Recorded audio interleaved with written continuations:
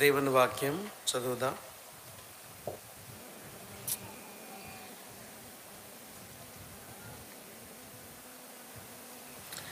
మలాకీ గ్రంథం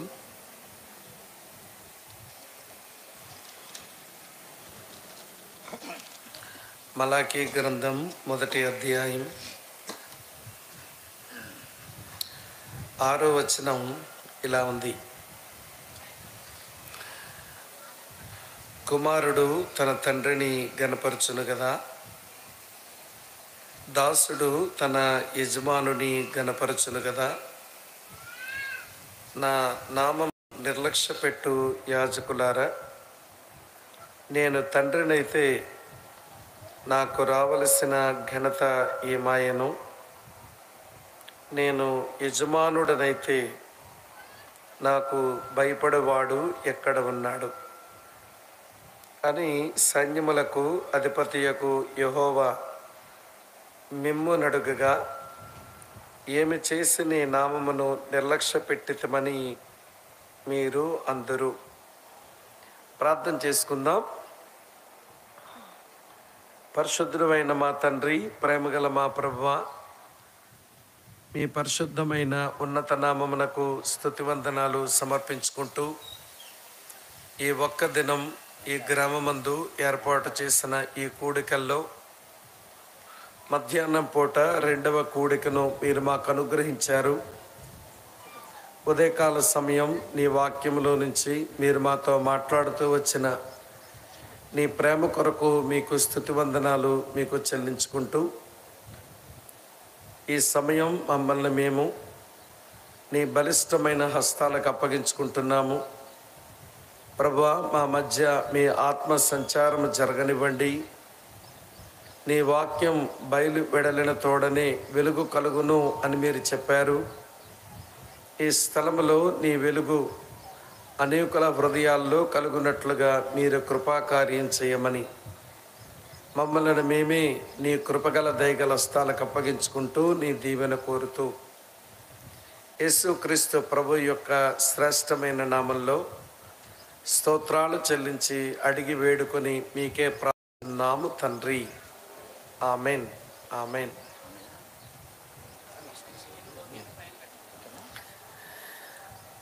భోజన అనంతరం జరిగే ఈ సమావేశానికి మీరంతా ఈ స్థలంలో ఉండడం అభినందనీయం. ప్రభు నామంలో మిమ్మల్ని మనసారా అభినందిస్తూ, ఉదయం మనం చదువుకున్న వచనమే మరోసారి మనం చదువుకున్నాం. ప్రభువు ఇలా ప్రశ్నిస్తున్నాడు, కుమారుడు తన తండ్రిని ఘనపరచును గదా, దాసుడు తన యజమానుని ఘనపరచును గదా. నా నామమును నిర్లక్ష్యపెట్టు యాజకులారా, నేను తండ్రినైతే నాకు రావలసిన ఘనత ఏది? నేను యజమానుడనైతే నాకు భయపడేవాడు ఎక్కడున్నాడు? ఈ వచనాన్ని మనం ఆధారంగా చేసుకుని, ఉదయకాల సమయం నాకు భయపడేవాడు ఎక్కడ ఉన్నాడు అని ప్రభు అడగ్గా, మనం ప్రభువా నీకు భయపడే మనిషిని ఎక్కడ ఉన్నాను అని చెప్పగలిగిన స్థాయి మనకు రావాలి అంటే, దేవునికి భయపడే వారి యొక్క గుర్తులు ఎలా ఉంటాయో చెప్పాను. దేవుని భయం ఎక్కడ నుంచి వస్తుందో అది కూడా మీతో చెప్పడం జరిగింది. దేవునికి భయపడే 2 వ్యక్తుల సాక్ష్యాలు నేను మీతో పంచుకున్నాను. సరే, ఈ మధ్యాహ్న పూట మరో తలంపు, నన్ను గణపరచువాడు ఎక్కడ ఉన్నాడు, నాకు భయపడేవాడు ఎక్కడ ఉన్నాడు. ఉదయం సందేశం, నన్ను గణపరచువాడు ఎక్కడ ఉన్నాడు. ఇప్పుడు మనం ఆలోచించబోతున్న సందేశం శ్రద్ధగా వినండి. ఈ భూమి మీద ఎన్నో పద్ధతులు ఉన్నాయి. పద్ధతులు అంటే ప్రదేశమును బట్టి, ప్రజలను బట్టి, పరిస్థితులను బట్టి పద్ధతులు మారిపోతూ ఉంటాయి. మళ్ళీ చెప్పనా, ఈ భూమి మీద ఎన్నో పద్ధతులు ఉన్నాయి. పద్ధతులు ప్రజలను బట్టి మారతాయి, పరిస్థితులను బట్టి మారతాయి, ప్రదేశాన్ని బట్టి మారతాయి.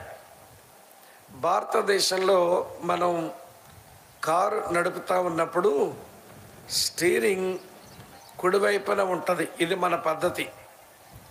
ఇదే మనం మిడిల్ ఈస్ట్లోకి వెళ్ళామనుకోండి, వారు కారు నడుపుతున్నప్పుడు స్టీరింగ్ ఎడమవైపు ఉంటుంది. అది ప్రదేశమును బట్టి, ప్రజలను బట్టి, పరిస్థితులను బట్టి పద్ధతిలో మార్పు. మనం రోడ్డు మీద నడిచినప్పుడు మనం భారతదేశంలో ఎడమ వైపు ఉండి నడవాలి. ఇది పద్ధతి. అదే గల్ఫ్ కంట్రీస్లోకి పోయామనుకోండి, మనం నడిచినప్పుడు మనం కుడివైపు నుండి నడవాలి. అది పద్ధతి. పద్ధతులు ప్రదేశానికి ఒకలాగా ఉంటాయి, పరిస్థితులను బట్టి మారిపోతూ ఉంటాయి, ప్రజలను బట్టి కూడా మారిపోతూ ఉంటాయి. కానీ ప్రపంచంలో నియమాలు ఉన్నాయి. నియమాలు అంటే ఎక్కడైనా, ఎప్పుడైనా, ఎవరికైనా ఒకేలాగా ఉంటాయి. నియమాలు మారవు. ఇప్పుడు గురిజువల్లో ఒక గ్లాస్ నీళ్ళు తీసుకొని ఇట్లా వేశాను, కిందకి వెళ్తాయా, మీదికి వెళ్తాయా? కిందనే పడతాయి. అమెరికా దేశంలో గ్లాసు నీళ్ళు తీసుకొని ఇట్లా వేశాను, కిందకే పడతాయా, మీదికి వెళ్తాయా? కిందకే పడతాయి. అలాగే ఒక ఆడపిల్ల ఒక బిడ్డకు జన్మనివ్వాలి అంటే కనీసం 9 నెలలు అవసరం భారతదేశంలో. మరి అమెరికా దేశంలో రోజుకొకడు పుడతాడా? అక్కడైనా అంతే, ఎక్కడైనా అంతే. అది నియమం. పద్ధతులు ప్రదేశాన్ని బట్టి మారచ్చు, పద్ధతులు ప్రజలను బట్టి మారచ్చు, పద్ధతులు పరిస్థితులను బట్టి మారచ్చు. కానీ నియమాలు మారవు. ఎక్కడైనా, ఎప్పుడైనా, ఎక్కడైనా ఒకేలా ఉంటాయి. అందుకే వాటిని నియమాలు అని అంటారు. పద్ధతుల్లో మార్పు ఉంటుంది, నియమాల్లో మార్పు ఉండదు. సరే, ఈ సంగతి ముందు మీకు ఎందుకు చెప్పానంటే, దేవుడు కూడా ఒక నియమం పెట్టుకున్నట్ట. ఇది దైవ నియమం. ఆయన పెట్టుకున్న నియమాన్ని గురించి దేవుడు ఒక సేవకుని ద్వారా మరి యొక్క సీనియర్ సేవకునికి ఆ నియమం వినిపించాడు. నేను చదువుతాను చూడండి. సమూయేలు మొదటి గ్రంథం 2వ అధ్యాయం. సమూయేలు మొదటి గ్రంథం 2వ అధ్యాయం చదువుతున్నాను చూడండి. ఇలా రాసి ఉంది 30వ వచనంలో చివరి మాట. కావున యెహోవా వాక్కు ఏదనగా, నన్ను గణపరచు వారిని నేను గణపరచెదను, నన్ను తృణీకరించు వారు తృణీకారముందుదురు. సోదరి స్నేహితులారా వినండి. నన్ను గణపరచు వారిని నేను గణపరచెదను, నన్ను తృణీకరించు వారు తృణీకారముందుదురు. దేవుని యొక్క ఆశ, ఆకాంక్ష ఏమిటి అంటే, ఈ భూమి మీద ఆయన గణపరచబడాలి. ఈ భూమి మీద ఆయన నామం గణపరచబడాలి. దేవుడు ఇదే మలాకీ గ్రంథంలో తను ఎలాగ గణపరచబడాలని ఆశిస్తూ ఉన్నాడో లేఖనములో ఇలా రాసి ఉంది. మలాకీ గ్రంథం 1వ అధ్యాయం చూడండి, 11వ వచనములో ఏం రాసిందో. మలాకీ 1:11. తూర్పు దిశ మొదలుకొని పడమట దిశ వరకు అన్యజనులలో నా నామం ఘనముగా ఎంచబడను అని రాసి ఉంది. సకల స్థలములలో ధూపమును పవిత్రమైన అర్పణయు అర్పింపబడును, అన్యజనులలో నా నామం ఘనముగా ఎంచబడును అని సైన్యములకు అధిపతియగు యెహోవా సెలవిచ్చుచున్నాడు. ఇప్పుడు నేను చదివిన వచనాల్లో ఏమర్థమవుతుంది అంటే, దేవుడు తూర్పు దిశ మొదలుకొని అటు పడమట దిశ వరకు అన్యజనులు అందరిలో, సమస్త జనులలో ఆయన నామం గణపరచబడాలి అన్నది దేవుని ఆశ, ఆకాంక్ష. అలాగనే ఆయన గణపరచబడవలసిన అవసరత కూడా ఉంది. ఆయన గణపరచబడకుండా ఇంకెవరు గణపరచబడాలి? సృష్టించింది ఆయన, నిర్వహిస్తున్నది ఆయన, పోషించుచున్నది ఆయన, కాపాడుచున్నది ఆయన, నడిపించుచున్నది ఆయన, మనందరి కొరకు ఒక భవిష్యత్తును నిర్ణయించి ఉంచినది ఆయన. మరి ఆయన గణపరచబడకుండా మరి ఎవరు గణపరచబడాలి? ఆయన గణపరచబడ్డం అనేది అది న్యాయమైన మాట. ఆయనే గణపరచబడాలి. అందుకే ఆయన అన్నాడు, నేను ఒక నియమం పెట్టుకున్నా, నేను గణపరచబడాలి. సరే, నన్ను ఎవరైతే గణపరుస్తారో నేను వారిని గణపరుస్తాను, నన్ను ఎవరైతే తృణీకరిస్తారో నేను వారిని తృణీకరిస్తాను అన్నాడు. ఈ మాట ఎవరికి వచ్చింది అంటే ఏలీ అనబడిన ఒక వృద్ధ సేవకునికి ఈ మాట వచ్చింది. ఇది నేను చదివినప్పుడు భలే ఆశ్చర్యం అనిపించింది. ఎందుకు అంటే ఈ నియమం భక్తిలో ఆలు లాంటి మాట, భక్తిలో ఏబిసిడి లాంటి మాట. ఇంత చిన్న మాట అంత పెద్ద ఆయనకు ఎందుకు దేవుడు చెప్పినట్టు? ఏలీ వయసులో పెద్దవాడు, ఏలీ వాక్యానుభవంలో గొప్పవాడు, ఏలీ సేవానుభవంలో చాలా సీనియర్. అటువంటి పెద్ద ఆయనకు భక్తిలో ఈ చిన్న మాట దేవుడు వినిపించడం భలే విడ్డూరం అనిపిస్తూ ఉంది. ఎదిగిన వాళ్ళకి పెద్ద పెద్ద మాటలే చెప్పాలి, చిన్నాళ్ళకి చిన్న చిన్న మాటలే చెప్పాలి. మరి ఇంత పెద్ద ఆయనకి ఇంత చిన్న మాట వినిపించాడు ఎందుకు? కారణాలు ఉన్నాయి, నేను చూపిస్తాను చూడండి. పైన ఇలా రాస్తుంది, 1 సమూయేలు 2:29 ఇలా చదువుతాం. సమూయేలు మొదటి గ్రంథం చూడండి 2వ అధ్యాయం 29వ వచనంలో అడుగున ఇలా రాసి ఉంది, ఏలీ, నాకంటే నీ కుమారులను నీవు గొప్ప చెయ్యుచున్నావు. ఏమయ్యా నా సేవకుడు, నీవు నన్ను గొప్ప చేయవలసిన వాడివి, నీ కొడుకులను గొప్ప చేసుకుంటున్నావేంటి? కనుక ఏలీ దేవుని గొప్ప చేయటం మానేసి తన కుమారులను గొప్ప చేసుకోవటం ఆయన మొదలుపెట్టిన కారణం చేత, హే ఏలియా విను, నన్ను గణపరిచేవారిని నేను గణపరుస్తాను, నన్ను తృణీకరించేవారు తృణీకారమే పొందుతారు అన్నాడు. అమ్మ, అర్థమవుతున్నదా? ఇది మొదటి కారణం. రెండో కారణం ఏంటో ఇక్కడే రాసింది చూడండి. 1 సమూయేలు గ్రంథం, తమ్ముడు కొంచెం హమ్మింగ్ వస్తుంది, తగ్గించండి.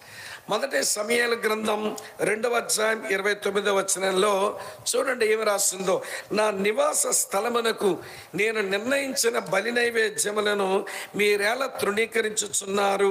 మిమ్మను క్రొవ్వబెట్టుకొనుటకై నా జనులకు ఇశ్రాయేలీయులు చేయు నైవేద్యములను మీరేలా శ్రేష్టమైన భాగాన్ని పట్టేసుకుంటున్నారు? నా ప్రజలు నా సన్నిధిలో తమ నైవేద్యాలు అర్పించడానికి వచ్చి వారు నైవేద్యాలు అర్పిస్తూ ఉంటే నాకు చెందవలసిన మీరు తినేస్తున్నారేంటి? ఏలీ కొడుకుల దగ్గర 3 ముళ్ళు కొంకి ఉందట. అమ్మ వింటున్నారు? ఎన్ని ముళ్ళ కొంకి? 3 ముళ్ళ కొంకి ఒకటి ఉంది. ఈ దేవుని ప్రజలు దేవుని మందిరానికి వచ్చి దేవునికి అర్పణ నైవేద్యము అర్పించడానికి వాళ్ళ కుండలో కానీ తపేలాలో కానీ బొరుసులో కానీ వాళ్ళ నైవేద్యాన్ని వంట వండుతుంటే ఈ ఏలీ కుమారులు ఏం చేస్తున్నారో తెలుసా? ఆ 3 ముళ్ళ కొంకితో ఆ తపేలా మీద కొడుతున్నారు, లేదా బొరుసులో కొడుతున్నారు, లేకపోతే వినిన కుండలో కొడుతున్నారు, ఇలా లాగుతున్నారు. ఆ 3 ముళ్ళ కొంకితో ఏదైతే వస్తుందో వీళ్ళు తినేస్తున్నారు. అరే, ప్రజలు ఎవరికి అర్పిద్దామని వండుతున్నారు? దేవుని సందులో ముందు దేవునికి నైవేద్యం పెడదామని వండుతున్నారు. మరి వీళ్ళేం చేస్తున్నారు? దేవునికి అర్పించడం మాట ఏమో కానీ ముందు వీళ్ళు తినేస్తున్నారట. ఏమయ్యా, నువ్వు నీ కొడుకులు కలిసి నాకు చెందవలసిన నైవేద్యాలు మీరేలా ముందు తీసుకుంటున్నారు? నువ్వు నన్ను గణపరచడంలా. అందుకనే ఈ మాట నీకు వినిపిస్తున్నా, నన్ను గణపరచు వారిని నేను గణపరిచెదను, నన్ను తృణీకరించువారు తృణీకారమే పొందుతారు అన్నాడు. వింటున్నారా లేదా మీరు? నాకంటే నీ కొడుకులను నువ్వు గొప్ప చేసుకుంటున్నావు, అందుకే ఈ మాట చెప్పాల్సి వచ్చింది నీకు. నువ్వు వయసులో పెద్దోడవే, వాక్యానుభవం కలిగిన వాడవే, చాలా సేవానుభవం కలిగిన వాడవే, అయినా ఈ చిన్న మాట నీకెందుకు చెప్పాల్సి వచ్చిందనంటే నువ్వు సరిగా లేవు. నన్ను గొప్ప చేయవలసిన వాడవు కాస్త నీ కొడుకులను గొప్ప చేస్తున్నావు, నాకు చెందిన నైవేద్యం అంతా నీవు తినేస్తున్నావు అన్నాడు. ఇంకో కారణం చూపిస్తాను రండి. సమూయేలు మొదటి గ్రంథం 2వ అధ్యాయం 35వ వచనంలో 2:35 చూడండి ఏమి రాసిందో. తరువాత నమ్మకమైన ఒక యాజకుని నేను నియమింతును, అతడు నా యోచన బట్టి నాకు అనుకూలముగా యాజకత్వం జరిగిస్తాడు. నీవు నాకు అనుకూలంగా, నీవు నమ్మకమైన యాజకునిగా నువ్వు నాకు సేవ చేయటంలా, నీ అనుకూలంగా సేవ చేసుకుంటున్నావు. ఆ కారణం చేత నీ తరువాత నమ్మకమైన ఒక యాజకుడిని నియమించుకుంటాను, నువ్వు నాకు అనుకూలంగా నమ్మకంగా నువ్వు నాకు సేవ చేయటం లేదు అన్నాడు. అమ్మ, అక్క, చెల్లి వింటున్నారా? ఇన్ని మాటలు విన్న తర్వాత ఏలి ఏం చెయ్యాలి అని నాకు అనిపిస్తుందంటే, నెత్తి మీద ధూళి పోసుకొని, ఒంటి మీద గోని పట్ట కట్టేసుకొని, తిండి తిప్పల మానేసి, దేవుని నిబంధన మందసం షిలోహు దగ్గర కూర్చొని ముర్రోమని ఆడవాలి. దేవా, నాకు తెలియదు, నిన్ను గణపరచడం మానేసి నా కొడుకులను గొప్ప చేసుకుంటున్నానా? ఈ ప్రజలు తెచ్చిన నైవేద్యాలు నేను తిన్న మాట నిజమే, కానీ నీకు అర్పించకుండా నేను తీసుకున్న కారణం చేత నేను గణపరచడం లేదు కనుక క్షమించు. నీ దృష్టికి అనుకూలమైన నమ్మకంగా నేను సేవ చేయలేకపోతున్నందుకు నన్ను మన్నించు అని ఏడవాల్సింది. కానీ ఏడుపు రావట్లా. ఒంటి మీద ధూళి పోసుకోవడంలా, గోనెపట్ట ధరించుకోవడంలా. ఎందుకని అని అంటే కారణం చెప్పనా, ఇతను భక్తిలో సీనియర్ అయిపోయాడు. నేను రాత్రో లేక ఇవాళ ఉదయం చెప్పాను ఎవరితోనో, భక్తిలో ఎప్పుడైనా ప్రమాదం ఏంటో తెలుసా, నాకన్నీ తెలుసులే అనే ఫెమిలియారిటీ, ఏమైపోద్దలే అనే క్యాజువాలిటీ. మేము చాలా ఎదిగిపోయాం, మేము చాలా పెద్దవాళ్ళు అయిపోయాం, మాకు ఆ ప్రసంగం తెలుసు, మాకు ఈ ప్రసంగం తెలుసు, మాకు ఆ బోధకుడు తెలుసు, మాకు ఈ బోధకుడు తెలుసు అని చెప్పి మాకు తెలియందేముంది అని ఫెమిలియారిటీ అనే జబ్బు, అన్నీ మాకు తెలుసులే అనే మాయదారి జబ్బు, ఏమైపోతుందిలే అని క్యాజువాలిటీ జబ్బు, ఉదాసీన వైఖరి. ఈరోజు దేవుని పిల్లలమైన మనకు పట్టిన వింటున్న 2 జబ్బులు ఇవే. ఒక జబ్బు పేరు ఉదాసీన వైఖరి, మరో జబ్బు పేరు అన్నీ నాకు తెలుసు. అమ్మ, వింటున్నారా మీరంతా? ఈ ముసలాయనికి ఈ 2 జబ్బులే పట్టాయి. సీనియర్ సేవకుడు కదా, వయసు పెద్దదే, వాక్యానుభవం ఎక్కువే, సేవ చాలా సంవత్సరాలుగా షిలోహులో ఉండి చేస్తున్నాడు, ఏం తక్కువ కాదు ఈయనకి. అందుకని ఒక దేవుని సేవకుడు చెప్తుందా, నువ్వెంతరా నువ్వు నాకు చెప్పేది అన్నట్టు. నా వయసు ఎంత, నీ వయసు ఎంత, నాకు తెలిసిన వాక్యం అంతా, నీకు తెలిసిన వాక్యం అంతా, నా సేవ అనుభవం ఎంత, నీ సేవ అనుభవం ఎంత, నేను ఎన్ని రోజుల నుంచి దేవుళ్ళు ఉన్నాను, నువ్వు ఎన్ని రోజు దేవుల్లోకి వచ్చావు. చూసారు ఎట్లుందో? ఆ రోజున ఏలీక పట్టిన జాడ్యం ఈ రోజున చాలా మంది క్రైస్తవులకు పడుతుంది. వీళ్ళేమంటారో తెలుసా, నిన్న కాక మొన్న యేసు ప్రభువుని నమ్మావు, నువ్వేంట్రా మాకు చెప్పేది అనేవాళ్ళు లేరా? నేను మొన్న ఆ డోకిపరెండూరులో చెప్పా ఒక విషయం. నేను రక్షించబడిన తొలి రోజుల్లో ఎవరు ఎలా రక్షించబడ్డారో, దేవుడు ఎవరిని ఎలా కలుసుకున్నాడో, ఎలాగ వాళ్ళని దర్శించాడో తెలుసుకుందామని ఒకటే పిచ్చి నాకు ఆ రోజుల్లో. అందుకే మా వీధిలో ఒకే క్రైస్తవ కుటుంబం ఉంటేను వాళ్ళ ఇంటికి వెళ్ళాం. అక్కగారేమో సోఫాలో కూర్చున్నారు. నన్ను ప్రభు దగ్గర నడిపించిన సహోదరుడు నేను వెళ్ళి కూర్చున్నాము.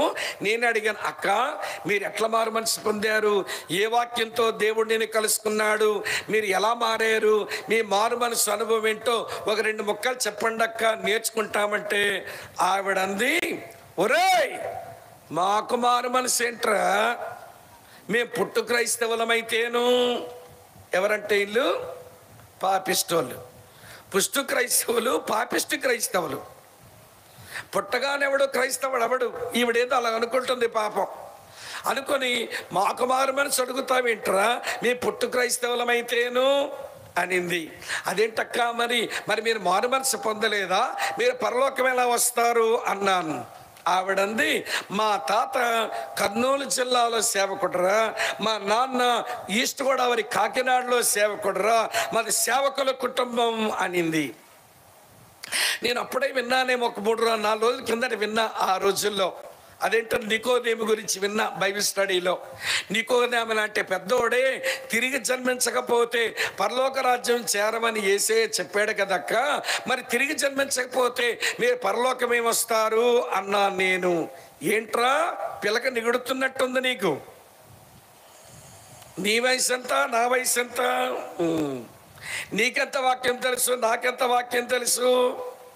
నువ్వెప్పుడు క్రైస్తవుడు, మేము ఎప్పుడు క్రైస్తవులం? నువ్వు మాకు చెప్పేటంటే పెద్దోడు అయిపోయావా అని ఆగలేదు ఆవిడ. వ్యంగ్యంగా ఏమందో తెలుసా, ఒరే నేను పరలోకం పోవాలంటే మా తాత పంచి పట్టుకుంటే వెళ్ళిపోతానురా. ఇంట ఏం పట్టుకుంటే పోద్దంట? కొంతమంది వాళ్ళ అమ్మా బాబుల్ని బట్టి పరలోకం పోదాం అనుకుంటారు. మీ అమ్మా బాబుల్ని బట్టి నువ్వు పరలోకం పోవు. నువ్వు మారు మనసు పొందాలా, నువ్వు రక్షించబడాలా, దేవునితో నీకు వ్యక్తిగత సంబంధం ఉండాలి. మా అమ్మ క్రైస్తవురాలు గనక నేను క్రైస్తవురాలని, మా నాన్న క్రైస్తవుడు గనక నేను క్రైస్తవురాలని, మా ముత్తాతలు దేవుని నమ్మారు గనక నేను పరలోకం పోతాననుకుంటే మోసపోయి మిగిలిపోతావు. అంతే. చెప్పండి, ఏమేమి మిగిలిపోతావు? మోసపోయి మిగిలిపోతావు. వినండి, నేను అన్నాను, అక్క మీరేమనుకోకండి, మీరు పరలోకం పోవడానికి మీ తాత పంచి పట్టుకుంటే నిన్ను నరకానికి లాగే బరువు నేను కిందకు లాగుతుంటే మీ తాత పంచి పట్టుకుంటే పాపం మీ తాత పంచి ఊడుద్దేమో, పరలోకంలో దిగంబరగా ఉంటాడు మీ తాత అన్నాను. ఒళ్ళు మండింది ఆవిడికి. ఆమె చచ్చే వరకు మళ్ళీ నాతో మాట్లాడలా. కానీ దేవునికి స్తోత్రం, మరణించే ముందు ఆమె ఏమంటే మారు మనసు పొందినట్టుగా, ఏమంటే ఆ మారు మనసు పొంది పశ్చాత్తాపంతో సిలువ చెంత చేరిన నాడు కలుషములన్నీ కడిగివేయన పాట పాడుకుని ఏడ్చేదట అక్కగారు. సంతోషం. అయితే వినండి, ఏమంటే ఈవిడికి సీనియర్ 10th ఉన్నా మారే హృదయం కొంచెం ఉంది కనుక మారింది. కొంతమంది ఉంటారే మాయదారి మొండి క్రైస్తవులు, సంవత్సరాల తరబడిగా ప్రసంగాలు వినవచ్చు. వీళ్ళ క్రైస్తవ వయసు ఎక్కువ, వీళ్ళ వాక్యం ఎరిగింది ఎక్కువ. వీళ్ళెవరంటే మీరు సీనియర్ క్రిస్టియన్స్ అంటారు. వీళ్ళ దగ్గర ఉన్న మొదటి జబ్బు పేరు ఫెమిలియారిటీ, రెండో జబ్బు పేరు క్యాజువాలిటీ. ఫెమిలియారిటీ అంటే మాకు తెలీదా, క్యాజువాలిటీ అంటే ఏమైతుందిలే మాకు తెలియదా, ఫెమిలియారిటీ ఏమైపోద్దులే క్యాజువాలిటీ. ఈరోజు క్రైస్తవ సంఘానికి పట్టిన ఈ 2 భయంకరమైన జబ్బులే మన ఆధ్యాత్మిక జీవితాన్ని పాడు చేస్తున్నాయి. ఇదెందుకు చెప్పాను మీకు? ఏలికా జబ్బులున్నాయి. నువ్వెంతరా నా దగ్గరకు వచ్చి చెప్పడానికి?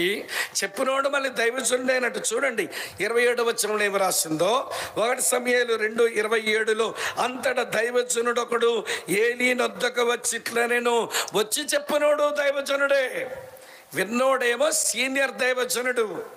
అమ్మా నీళ్ళు పంచడమే కాపేయాలి. నీళ్ళు తాగే హక్కు ఎవరికైనా ఉంటే నాకే ఉండాలి. అరుస్తున్నానుగా, నేను నీళ్ళు తాగను, తాగితే ఒప్పుకోను. అమ్మా వింటున్నారా? ఆపేరా తల్లి, ఆపే ఏకాగ్రత అంతా పాడవుతుంది. తర్వాత మీటింగ్ అయ్యాక ఎన్ని నీళ్ళు పంచుతారో పంచండి, పేపాలు తాగమనండి వీళ్ళు నీళ్ళు 4:30 తర్వాత. ఏమనుకోరు కదూ, ఈడెవడరా బాబు రాక్షసుడిలా దొరికాడు, ఈయన్ని తెచ్చారెట్రా బాబు అని అనుకోకండి. కొంచెం ఏమంటే ఏకాగ్రత విందాం, విన్న కొంచెం మాటలు అయినా. వింటున్నారా? ఇప్పుడు ఏలి నాకన్నీ తెలుసులే, ఏమైపోతుందిలే అనే వైఖరి వలన ముఖం మీద ఏమంటే వినండి, నెత్తి మీద ధూళి పోసుకోలేదు, ఒంటి మీద గోని పట్టేసుకోలేదు, పశ్చాత్తాపడలేదు, శిలోహులో దేవుని నిబంధన మందసం దగ్గర ఏడవలేదు. అయితే దేవుడు వదిలేసేవాడు కాదు కదా, తన సన్నిధిలో సేవ చేసే సేవకుడు కాబట్టి సరే ఒక దైవజనుడు పంపించి చెబితే వినలేదు. ఇప్పుడు అతని దగ్గర ఉన్న పిల్లాడితో చాలా విషయాలు చెప్పేస్తాను, ఈ పిల్లాడు మాట్లాడగలిగితే అమ్మో చిన్న పిల్లాడు ఇవన్నీ చెప్పేశాడంటే దేవుడే నాతో మాట్లాడతాడని మారుతాడేమో అని దేవుడు అనుకున్నాడు. అనుకొని ఏలీ దగ్గర ఉన్న పిల్లగాడు వాని పేరు సమూయేలు, ఆ సమూయేలు తన్ని దేవుడు చెప్పేశాడు. దేవుడు అన్నీ చెప్పాడనే విషయం మళ్ళీ ఏలీకి అర్థమై ఈ పిల్లగాడిని పిలిచారు. ఎవరే పిల్లాడరా, దేవుడు ఏదో నీకు చెప్పాడు, ఏమీ మరుగు చేయకుండా నాకు చెప్పు అన్నాడు. చదువుతున్నాను చూడండి. సమూయేలు మొదటి గ్రంథం 3వ అధ్యాయం 18వ వచనం చూడండి. 17 నుంచి చదువుతా. ఏలి, నీతో యెహోవా ఏమి సెలవిచ్చానో మరుగు చేయక దయచేసి నాతో చెప్పుము. ఆయన నీతో సెలవిచ్చిన సంగతులు ఏదైనా నువ్వు మరుగు చేసిన ఎడల అంతకంటే అధికమైన కీడు ఆయన నీకు కలుగు చెయ్యునుగాకని చెప్పగా, పిల్లాడితో చాలా గట్టి మాటే చెప్తున్నాడు పెద్ద ఆయన. ఈవిడ పిల్లగాడు ఏం చేశాడు చూడండి. 18వ వచనంలో, సమూయేలు దేనిని మరుగు చెయ్యక సంగతంతయు అతనికి తెలియ చెప్పాను. బాలుడైన సమూయేలే మరుగు మొత్తం చెప్పేశాడు. గురువుగారు మిమ్మల్ని దేవుడు తీసేస్తాడంట, మిమ్మల్ని తీసేసి నన్ను నిలబెట్టుకుంటాడంట, నీ వల్ల నీ కొడుకు వల్ల దేవుడు విసిగిపోయాడంట, నన్ను దేవుడు నియమించబోతున్నాడంట అన్నీ చెప్పేశాడు. ఇప్పుడైనా చేయాల్సిన పనేంటి? మళ్ళీ శిలోహలో దేవుని మందసం ముందు కూర్చొని బోరమని ఆడాల్సిన వాడు, ఉపవాసం ఉండవలసిన వాడు, గోనిపట్ట ధరించుకోవలసిన వాడు. ఏమన్నాడో చూడండి. ఆయన అన్నమాట 18వ వచనం మళ్ళీ చదువుతా. సమూయేలు దేనిని మరుగు చెయ్యక సంగతంతా అతని తెలియ చెప్పాను. ఏలి విని సెలవిచ్చిన వాడు యెహోవా తన దృష్టికి అనుకూలమైన దానిని ఆయన చెయ్యునుగాక అనెను. ఏంటి మాట? సెలవిచ్చిన వాడు యెహోవా గనక ఆయన దృష్టికి ఇష్టమైన ఆయన చెయ్యునుగాక, నేనైతే మారనుగాక. ఏమిట్రా ఇట్లా తయారయ్యాడు? Senior Christian. అమ్మా వింటున్నారా? ఏమండి, చాలా వయసున్న వాళ్ళు, అన్ని ఎరిగిన వాళ్ళకి వచ్చిన దెయ్యం ఇలాగే పడుతుంది వీళ్ళకి. ఏం చేసుకుంటాడు చేసుకొని, సెలవిచ్చిన వాడు యెహోవా గనక ఆయన దృష్టికి ఇష్టమైంది ఆయన చెయ్యునుగాక, నేనైతే మారనుగాక. ఈ రోజున చాలా మంది మన సంఘాలలో ఇలానే కనబడుతున్నారండి. దేవుడు తన సేవకుల ద్వారా దేవుడు అనేకమైన విషయాలు మాట్లాడుతున్నప్పుడే కూడా ఏం చేసుకుంటాడు దేవుడు? చేసుకొని నేనైతే మారనుగాక. వీళ్ళ హృదయాలు రోళ్ళైపోయాయి. అవి పగడల్లా వాళ్ళ తప్పిదాలు వాళ్ళకి అర్థమవుతున్నా, పశ్చాత్తాపడవలసిన అవసరం ఉన్నా, దేవుని దగ్గర బోరమని ప్రలాపించాల్సిన ఆవశ్యకత కనబడుతున్నా వీళ్ళు మారరు. ఇప్పుడు చెప్తాను, దేవుడు ఏం పెట్టుకున్నాడు నియమం?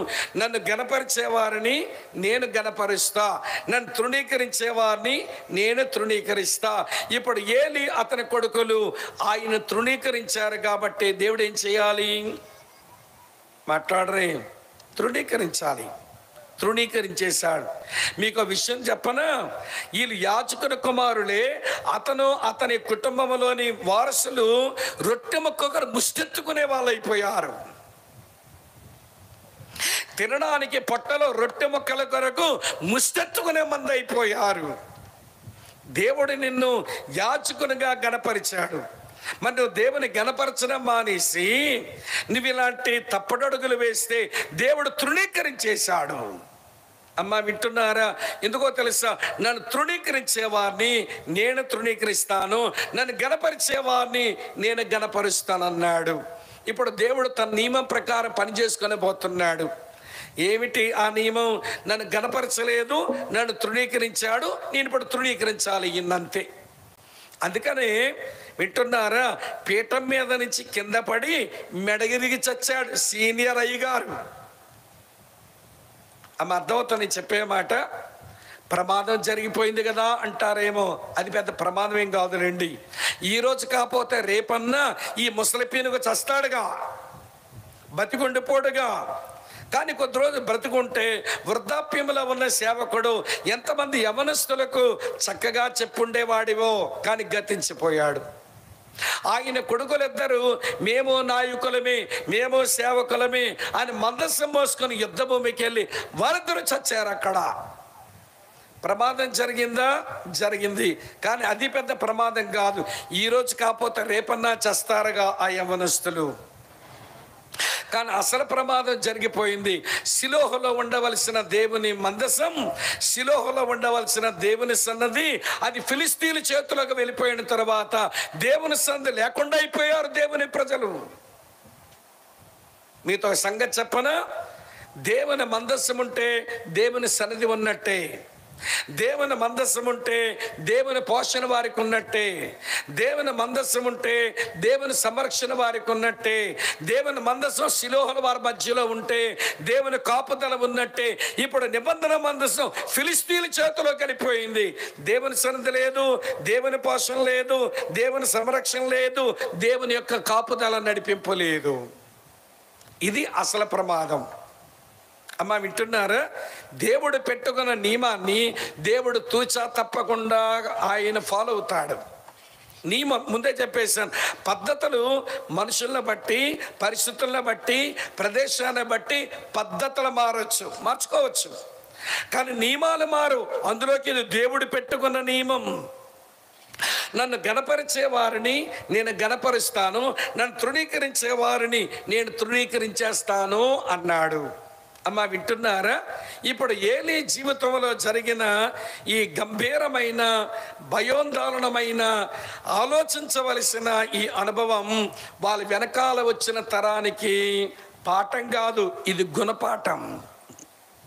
పాఠాలు ఎన్నైనా నేర్చుకోవచ్చు, గుణపాఠం ఒకటే నేర్చుకోవాలి. అమ్మ వింటున్నారు? పాఠాలు ఎన్నైనా నేర్చుకోవచ్చు, గుణపాఠం మాత్రం ఒకసారి నేర్చుకోవాలట. అందుకే మా వైపు సామెత ఉంటుంది లేండి, చెప్పనా? సామెత ఏంటో, మంచి మనిషికి ఒక మాట, మంచి గొడ్డుకు ఒక దెబ్బ అంటారు.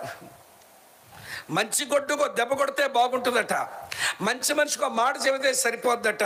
మరి మనం మంచి మనుషులం కాము, లేక మంచి గొడ్డులు అంటున్నాము కాదు, కానీ గొడ్డుని బాధినట్టు బాగుతున్నాడు వాక్యాలతో. అయినా బుద్ధి వచ్చి చావడం లేదు కదా మనకు. వింటున్నారో లేదా?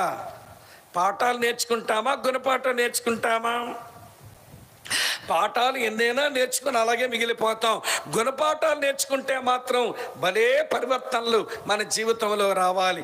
ఇప్పుడు ఏలీ జీవితంలో జరిగింది, అతని కొడుకుల జీవితంలో జరిగింది, ఇశ్రాయేలు ప్రజల మధ్యలో జరిగింది, వెనకాలొచ్చే తరాలకు ఇది గుణపాఠం. ఏమి నేర్చుకోవాలి బాబు మీరు? నేను దేవుని గణపరిచానా, నా దేవుడు గణపరుస్తాడని నేర్చుకోవాలి. నేను దేవుని తృణీకరించానా, దేవుడు నన్ను తృణీకరిస్తాడని నేర్చుకోవాలి. ఇప్పుడు దేవుడు అడుగుతున్నాడు, నేను మీ తండ్రిని అయితే నాకు రావాల్సిన ఘనత ఏది? నేను మీ తండ్రిని అయితే, మీరు నా పిల్లలైతే, నేను మీ యజమానునైతే, మీరు నా దాసులైతే నాకు రావాల్సిన ఘనత ఏది? దేవా, ఇదిగో మేము గొరిజోల మీటింగ్లో కూర్చొని నిన్ను గణపరిచే వాళ్ళు ఎక్కడ కూర్చున్నాం అని మనం చెప్పగలిగితే మనం ధన్యులమే. ఇప్పుడు నా సందేశం అంతా చెప్తాను. దేవుని గణపరిచే వాళ్ళు ఎట్లుంటారో, దేవుని తృణీకరించే వారు ఎట్లుంటారో నేను రెండు విడగొట్టి చెప్తా. ఈ రెండు చెప్పినప్పుడు దూరం విషయాలు అయితే మీరు మర్చిపోతారని దగ్గర విషయాలు చెప్తాను మీకు.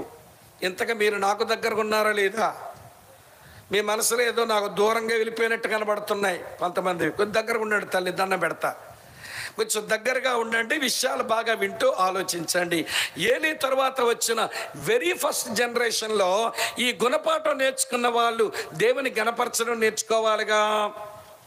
సరే, ఆ సంగతి మీతో చెప్తాను. ఒక ఇద్దరు వ్యక్తుల్ని మీకు ఇప్పుడు మీ ముందు పెడతాను. ఒక ఆయన వాళ్ళ నాయన యొక్క గాడిదలు పోతుంటేను వెతకడానికి పోయాడు. ఒక ఆయనేమో నాయన అప్పగించిన గొర్రెలను అరణ్యములో మేపుకుంటూ బ్రతుకుతున్నాడు. మొదట ఆయనేమో సమూయేలు చేత ఏర్పరచబడ్డాడు, రెండో ఆయనేమో అదే సమూయేలు చేత ఏర్పరచబడ్డాడు. మొదట ఆయనేమో, వింటున్నారా లేదా, సమూయేలు చేత అభిషేకించబడ్డాడు, రెండవ ఆయనేమో అదే సమూయేలు చేత అభిషేకించబడ్డాడు. మొదట ఆయనేమో దైవాత్మ కలిగిన వాడయ్యాడు, రెండో ఆయన కూడా దైవాత్మ కలిగిన వాడయ్యాడు. మొదట ఆయన ప్రవక్తలో ఒకడా అనిపించుకున్నాడు, రెండో ఆయన ప్రవక్త పరిచర్యే చేసేసాడు. మొదట ఆయన ఇశ్రాయేలుగా రాజు, రెండో ఆయన ఇశ్రాయేలుగా రెండవ రాజు. ఎవరో మీకు అర్థమైపోయింది, వేరుగా చెప్పనక్కర్లే, పేర్లు చెప్పాలా? మీరు చెప్పండి ఆ పేర్లు ఏంటో. ఇటువైపులు కాదు, ఇటువైపులు చెప్పండి అమ్మ తల్లి. ఎవరు వీళ్ళిద్దరు? గాడిదలు వెతుకుంటూ పోగా దేవుని చేత నియమించబడి అభిషేకించబడి ఇశ్రాయేలుగా మొట్టమొదటి రాజుగా చేయబడిన ఆయన ఎవరైనా ఏంటారు? అట్లా గుడ్లప్పగించి వస్తున్నారు. బెన్యామీను గోత్రం నుంచి వచ్చిన సౌలు కాడా, రెండో ఆయన నాయన గొర్రెలు మేపుతా సమూయేలు చేత ఏర్పరచబడతా అభిషేకించబడి ఇశ్రాయేలుగా రెండవ రాజుగా మారినవాడు ఎవరైనా దావీదు కదా. వీళ్ళిద్దరి ముందు ఈ నియమం ఏం చేసిందో వీళ్ళకి తెలుసు. వీళ్ళు వెరీ ఫస్ట్ జనరేషన్ అండి. పోని పెద్ద జనరేషన్ గ్యాప్ ఉంటే వీళ్ళకి ఆ నియమం తెలియదు కనుక అడ్డదిడ్డంగా బతికారు అనుకోవచ్చు. వీళ్ళు వెరీ ఫస్ట్ జనరేషన్. ఏలీ తర్వాత సమూయేలు వచ్చాడు. సమూయేలు కాలంలో మనుషులే కదా వీళ్ళిద్దరూ. మరి ఇంత ముందున్న తరమోలకి ఏం జరిగిందో అది మన గుణపాఠంగా పెట్టుకుని బ్రతకాలి కదా మరి. కానీ అప్పుడే మర్చిపోతాం. మీ ముందున్న తరమోలకి ఏం జరిగిందో అప్పుడే మర్చిపోతామా మనం? ఏలీకి ఏం జరిగిందో, ఆయన కొడుకులకి ఏం జరిగిందో, ఆ రోజులో శిలోహులో ఉండవలసిన దేవుని సన్నిధి ఏమైపోయిందో అన్నీ తెలిసిన వీళ్ళిద్దరు ఎట్లా బతికారో చెప్తాను వినండి. వీళ్ళిద్దరిని మీ ముందు పెట్టి దేవుని గణపరిచేదానికి కొన్ని సబ్ ప్రిన్సిపల్స్ ఉన్నాయి. మెయిన్ ప్రిన్సిపల్, నన్ను గణపరచువారు నేను గణపరుస్తాను, నన్ను తృణీకరించే వాళ్ళని తృణీకరిస్తాను. అది ప్రధానమైన నియమం. ఆ నియమం కింద కొన్ని అనుబంధ నియమాలు ఉంటాయి. రాసుకోగలిగినంత రాసుకోండి, మళ్ళీ మీరు ధ్యానం చేయండి. ఇంకెవరికైనా చెప్పాలనిపిస్తే తిరిగి చెప్పేయండి. ఈ ప్రసంగం మీద కాపీ రైట్లు లేవు, నేనే బైబిల్ వచ్చి కాపీ కొట్టా. ఇక దీని కాపీ రైట్లు ఏముంటాయి? దయచేసి చెప్పండి ఈ మాటలు తెలియని వారికి. సరే, దేవుణ్ణి గణపరచండి, ఆయన వారిని గణపరుస్తాడు. మీరు దేవుని తృణీకరిస్తే దేవుడు మిమ్మల్ని తృణీకరిస్తాడు అనే ప్రధాన నియమం కింద కొన్ని అనుబంధ నియమాలు ఉన్నాయి. ఈ అనుబంధ నియమాలు వీళ్ళిద్దరూ ఎట్లా ఫాలో అయ్యారో నేను మీకు జ్ఞాపకం చేస్తాను. నెంబర్ 1, మొదటి మాట ఏంటనంటే దేవుని చిత్తము చెయ్యుట. దేవుని చిత్తము చేసేవాడు దేవుని గణపరచువాడు, దేవుని చిత్తము చేయనివాడు దేవుని తృణీకరించేవాడు. సరే, ముందు సౌలు సంగతి తేల్చుదామరండి. ఈ సౌలు గురించి మాట్లాడుతా. 1 సమూయేలు గ్రంథం 13వ అధ్యాయానికి రండి, చదువుతున్నా. సమూయేలు మొదటి గ్రంథం 13వ అధ్యాయం 11వ వచనం. సమూయేలు అతనితో, అంటే సౌలుతో, నువ్వు చేసిన పని ఏమని అడిగాను. అందుకు సౌలు, జనులు నా యుద్ధ నుండి చెదిరిపోవటయు, నిర్ణయ కాలమున నీవు రాకపోవటయు, ఫిలిస్తీయులు మిక్మషులో కూడి ఉండుట నేను చూచి ఇంకనూ యెహోవాను సాధ్యపరచకమనిపే ఫిలిస్తీయులు నా మీదకొచ్చి పడుదురేమో అనుకుని నా అంతట నేను సాహసించి దహన బలర్పించానన్నాడు. సాహసించి నేను దహన బలర్పించాను. సాహసించి అనే మాట ఎందుకన్నాడు అంటే ఆయన తెలుసు ఒక విషయం. దహన బలి అర్పించవలసిన వాడు యాజకుడు. దేవుడు నన్ను యాజకునిగా నియమించలా, నన్ను ఇశ్రాయేలు ప్రజల మీద రాజుగా నియమించాడు. రాజునైన నేను దహన బలి అర్పించకూడదు, యాజకులు మాత్రమే దహన బలి అర్పించాలి. అది దేవుని చిత్తం. ధర్మశాస్త్రమును పట్టుకొని దేవుని ప్రజల మీద పరిపాలన ఇవ్వవలసిన నేను ధర్మశాస్త్రం చదివిన వాడని నాకు తెలుసు. రాజులు దహన బలి అర్పించకూడదు, యాజకులు అర్పించాలని నాకు తెలుసు. నాకు దేవుని చిత్తం తెలిసినా దాన్ని మీరి బతికాను, అందుకే సాహసించి బలర్పించాను అన్నాడు. అమ్మా, వింటున్నారా? దేవుని చిత్తం ఎరిగిన దాన్ని పాటించిన వాడు దేవుని తృణీకరించేవాడు. తృణీకరిస్తాడు దేవుడు, ఇన్ని చూపిస్తాడు. చివరికి వచ్చేవారు కాకండి. దేవుడు తన నియమాలు పాటించడంలో ఆయనేమి కాంప్రమైజ్ అవ్వడు, ఆయనేమి రాజీ పడ్డు. ఆయన తన పర అనే భేదం ఉండదు, ముద్దు బిడ్డ లేకపోతే ఇష్టం లేనోళ్ళని ఉండదు, స్నేహితులు శత్రువులని దేవునికి ఉండదు. ఎవరికైనా ఆయన నియమం పెట్టుకున్నాడంటే నియమం ప్రకారం చేసుకుని పోతాడంతే. అయ్యో, ఈ సౌలు నేను పిలుచుకున్నా, నేను రాజుగా నియమించా, నేను ఆత్మతో అభిషేకించా, ఇతన్ని రాజుగా చేశా, నేను ఎందుకు ఇతను తృణీకరిస్తాను అనుకోడు. ఆయన తృణీకరించేస్తాడంతే. తృణీకరించిన వాడిని తృణీకరించడం, గణపరిచిన వాడిని గణపరచడం ఆయన పెట్టుకున్న ప్రధాన నియమం. అందులో అనుబంధ నియమం మొదటిది ఏంటంటే దేవుని చిత్తము చేయడం. ఈ సభలకు దేవుని చిత్తం తెలిసినా దేవుని చిత్తం చేయడంట. సాహసించి దేవుని చిత్తానికి వ్యతిరేకంగా పనులు చేస్తాట. నువ్వు తృణీకరించిన వాడవి కాదా, దేవుడు తృణీకరిస్తాడు ఇతగాడిని. అదేంటో చివరిలో చెప్తాను. ఇప్పుడు దావీదు దగ్గరకు రండి, చూపిస్తాను. సమూయేలు 2వ గ్రంథానికి రండి, రాసుకోండి. మంచి మాట. సమూయేలు 2వ గ్రంథానికి రండి, 2వ అధ్యాయం చూడండి. ఏముందంటే 2వ అధ్యాయం 1వ వచనం. ఇది జరిగిన తర్వాత యోధా పట్టణములలోనికి నేను పోదునా అని దావీదు యెహోవా యొద్ద విచారణ చేయగా, పోవచ్చునని యెహోవా సెలవిచ్చాను. నీవు పోవలసిన స్థలమేదని దావీదు మనవి చేయగా, హెబ్రోనుకు పొమ్మని ఆయన సెలవిచ్చాను. దావీదు ఇశ్రాయేల్ దేశానికి బయట తిరగాల్సి వచ్చింది.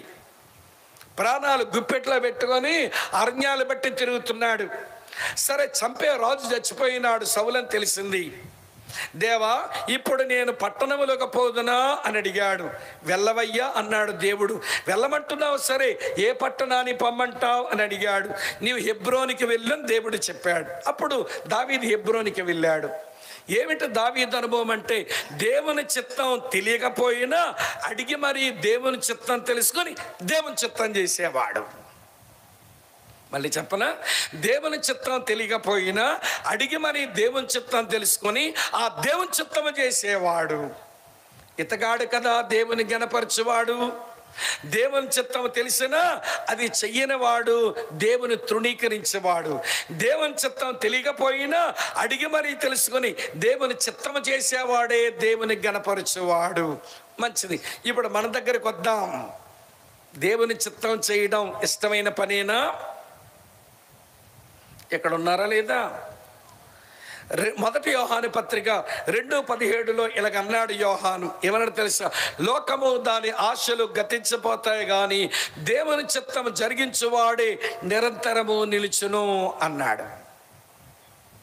దేవుని చిత్తం చేసేవా నిరంతరము నిలుస్తారు. దేవుని పిల్లలమైన మనం దేవుని చిత్తమే చెయ్యాలి.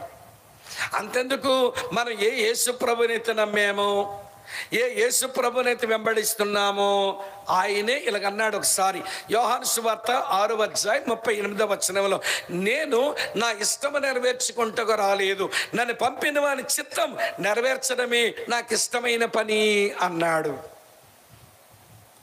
నువ్వు నమ్మిన యేసు ప్రభువే తండ్రి చిత్తం చేస్తుంటే, ఆయన వెంబడిస్తున్న మనం దేవుని చిత్తం తెలుసుకోపోతే ఎలాగా?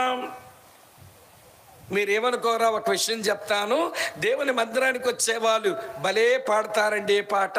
సర్వచిత్తంబు నీదేనయ్యా, స్వరూపమిచ్చే కుమ్మరివే, సారే పైనున్న మంటీనయ్యా, సరియుగ పాత్రగా చెయ్యుమయ్యా. సర్వచిత్తము నీది, నా చిత్తాలు ఏమి ఉండవు అని పాడతావు. మంచి పాట. ఇంటికి వెళ్ళిన తర్వాత, ఏమండి ఎందుకలా తొందరపడతారు, ప్రార్థన చేద్దామండి, దేవుని చిత్తం కనుక్కుందామండి, మీ త్వరపడ భూమి కొనాలనుకుంటున్నారు, మీ త్వరపడ పిల్లలు పంపించేద్దాం అనుకుంటున్నారు, ఆ పిల్లగా చదువు పంపుదాం అనుకుంటున్నారు, దేవుని చిత్తం కనిపెడదాం, ఆగండి అంటే నార్మల్ నా ఇష్టం. ఆడపిల్ల నోరు ముయించేసి ఇతగాడు ఇష్టం నెరవేర్చుకుంటాడు. మరి గుడిలో ఏం పాడాడు? సర్వచిత్తంబు, మాట్లాడరా మీరు, నీదేనయ్యా, స్వరూపమిచ్చే కుమ్మరివే. కొంతమంది అక్కలు కూడా ఏదో చేద్దానికి త్వరపడుతుంటే భర్త అంటాడు, ఎందుకమ్మా ఇలా తొందరపడతావు, కొంచెం ఆగరాదా, ప్రార్థన చేద్దాం, దేవుని చిత్తం కనిపెడదామంటే, నోర్మీ బావా, బావని పిల్లాడింది లేండి, పీకలా తిప్పి నోర్మీ అంటది. అరే, భర్తకు నోర్మి అన్నంత మాట్లాడిందంటే ఇదేం మారు మనసు పొందింది? వాళ్ళకాడు దిక్కుమాలిన అక్క. కొంతమంది అక్కలు అలాగే ఉంటారండి. బయట భర్తను గౌరవించినట్టు కనబడతారు కానీ ఇంటిలో నోర్లు మూయించేస్తారు. ఈ మగాళ్ళు కూడా వింటున్నారా లేదా? ఊరి మీదకి వచ్చినప్పుడు హీరోలు కానీ ఇంట్లోకి వెళ్తే ఆవిడ గారి దగ్గర జీరోలు. అలా అవ్వడానికి మీరే కారణం. నోరు మూయించేస్తారుగా. వింటున్నారా లేదా మీరు? ఇప్పుడు అడుగుతున్నాను, చెప్పండి, దేవుని గణపరిచే దేవుని చిత్తము చేసే వాళ్ళమా, లేక దేవుని తృణీకరించే మనష్టాలు చేసుకునే వాళ్ళమా? ఏంటి మన సంగతి? ఆయన అంటున్నాడు, నన్ను గణపరిచే వారిని నేను గణపరుస్తాను, నన్ను తృణీకరించే వారిని తృణీకరించేస్తానన్నాడు. అందులో ఒక అనుబంధ నియమం దేవుని చిత్తము చెయ్యుట. ఈ రోజున క్రైస్తవులకు దేవుని చిత్తం చేయటం అనే మాట అర్థం కాని విదేశీ పదం అయిపోయింది. అర్థం కావట్లా. నేను మారు మనసు పొందిన తొలి రోజుల్లో ఏదైనా చెయ్యబోతుంటే అన్నయ్యలు అడిగే, తమ్ముడా దేవుని చిత్తం కనిపెట్టావా, దేవుడు నీతో మాట్లాడా అని అడిగేవాళ్ళు. ఏది నువ్వు నీ డైలీ పోర్షన్ ఏం చదివావు నిన్న, దేవుడు ఏం మాట్లాడి నీ నోట్స్ చూపించు అనేవాళ్ళు. అందులో చూపించకపోతే తొందరపడద్దు, దేవుని చిత్తం కనిపెట్టు అనేవాళ్ళు. ఈ రోజున మేము అడిగితే చూపించేది లేదు, అడిగితే చెప్పేటంత దీనత్వం లేదు, నువ్వెవడు అడగడానికి అనేటంత రాలుగాయతనం వచ్చేసింది దిక్కుమాలిన క్రైస్తవులకి. ఏమి రాలిపోతున్నారో చెప్పలేమండి రాలుగాయతనంతో. ఏంటి అలా చూస్తున్నారు? కుర్చీలు పక్క నుంచి జరిపేసుకొని నీళ్ళు తాగేస్తున్నారేంటి? నాకు కనబడదని కొట్టున్నారు వీళ్ళు. కుర్చీల కింద నుంచి నీళ్లు జరిపేసుకొని తాగేస్తున్నారు అమ్మ లెక్కలు. కొంచెం మనసు పెట్టి వినండి అమ్మ, సరిపోతుంది అమ్మ. నేను ఇందాక చెప్పాను, నీళ్ళు తాగే హక్కు ఉంటే ఎవడికుంది ఇక్కడ? ఎవరికైనా నాకుంది. అరుస్తున్నా, నేను తాగను, మీరు తాగితే ఒప్పుకోను. ఏమంటే ఒక అరగంట సేపు గంట సేపు నీళ్ళు తాపోతే మన పై ప్రాణాలు ఏమైనా పైకి పోతాయా చెప్పండి? అయ్యో దేవుని మాట కోల్పోతానేమో, ఏకాగ్రత లేకపోతే, ఆలోచించకపోతే దేవుని స్వరం వినలేనేమో అన్నట్టు కూర్చోవాలి. కానీ వీడి పైనుంచి గ్లాసులు కదుపుకుంటే ఈ దొంగ మొక్కడు అరుస్తున్నాడు వీడు అని కుర్చీ కింద నుంచి ఏమండి నీళ్ళు అందించేసుకుంటున్నారు ఒక అక్క. నేను చూడనుకుంటున్నారా? నేను మీకంటే దొంగోడిని.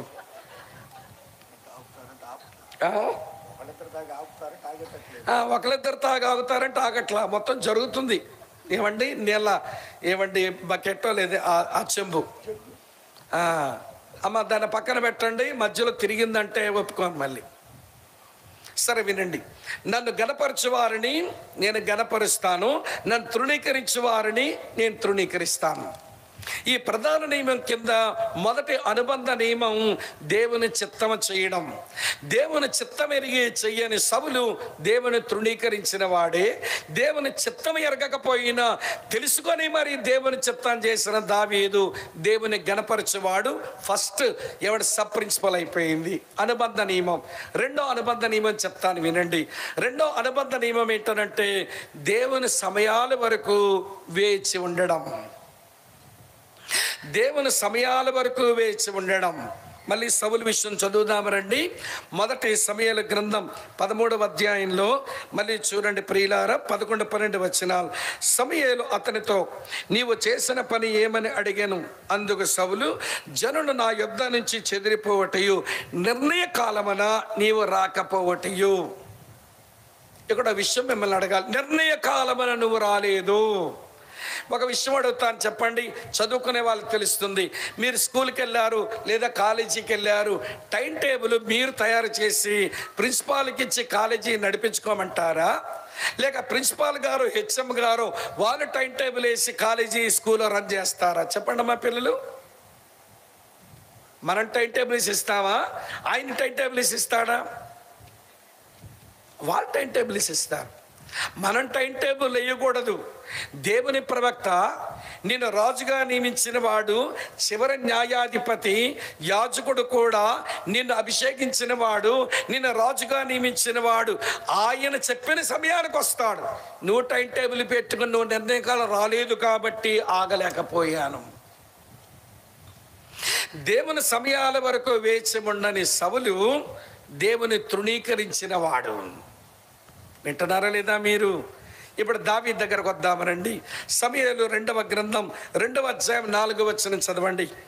సమూయేలు 2వ గ్రంథం 2వ అధ్యాయం 4వ వచనం ఇలా ఉంది. అంతటా యోధావారు అక్కడికి వచ్చి యోధావారి మీద రాజుగా దావీదునకు పట్టాభిషేకం చేశారట.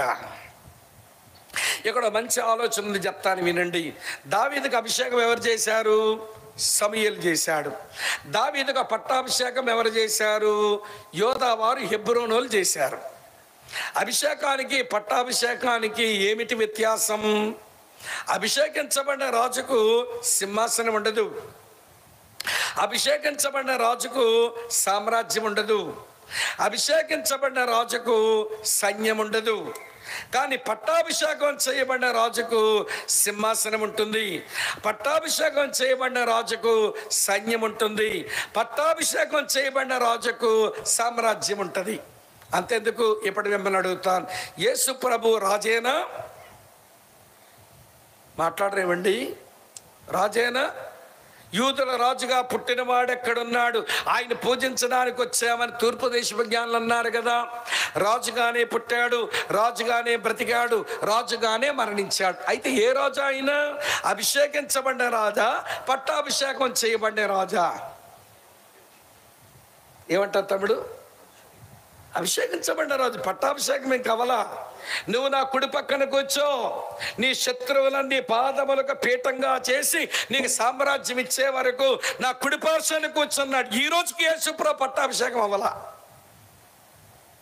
ఆయన కేవలం అభిషేకించబడ్డ రాజే, ఆయనకి ఇంకా పట్టాభిషేకం జరగల.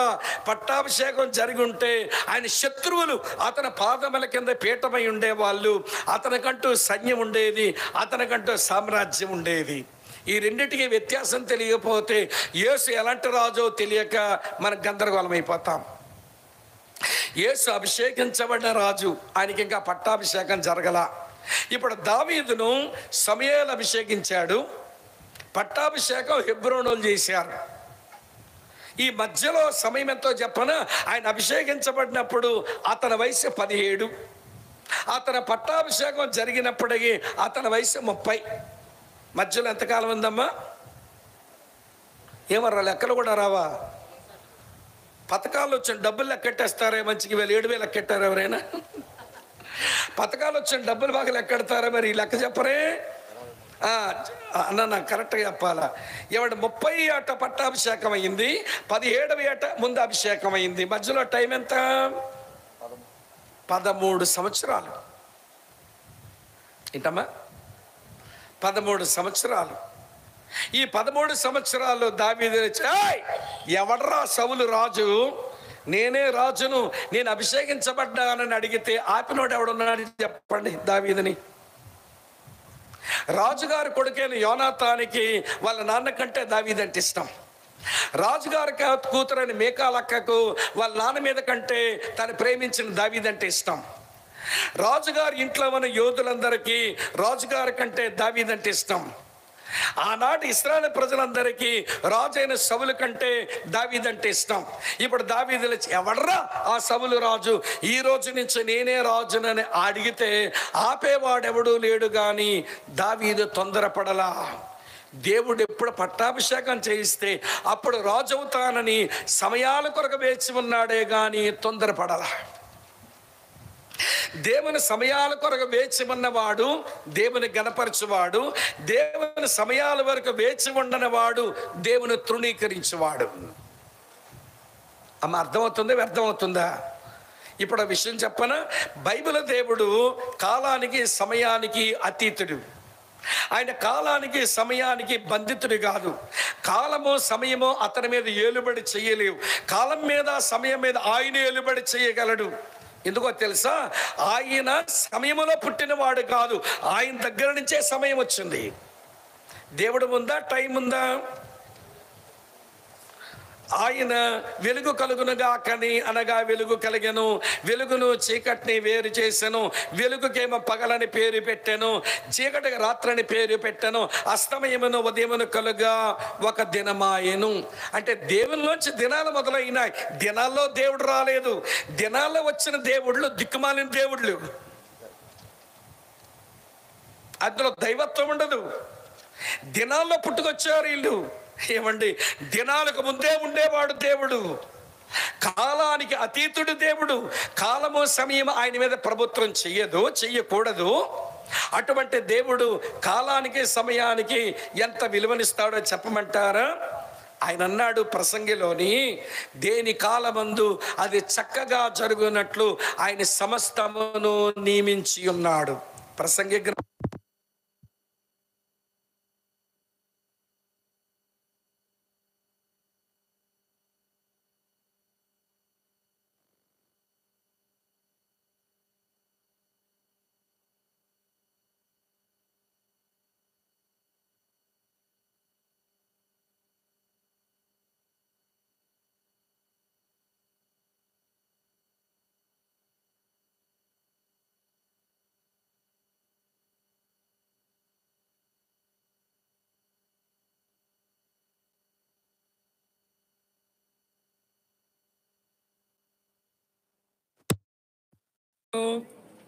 దేని కాలమందు అది చక్కగా ఉండునట్లు ఆయన సమస్తమును నియమించి ఉన్నాడు.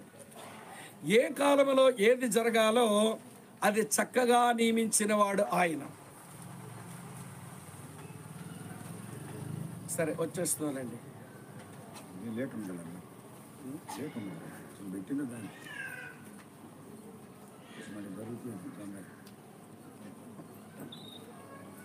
కలుపుకూడదు, నాకు శబ్దం వినపడకూడదు. అమ్మ 557 పేజీ చెల్లి, పాత నిబంధనలో 557 పేజీ. వెతుక్కునే వాళ్ళు చెప్పాను, వాళ్ళు ఎవరో నాకు తెలుసు.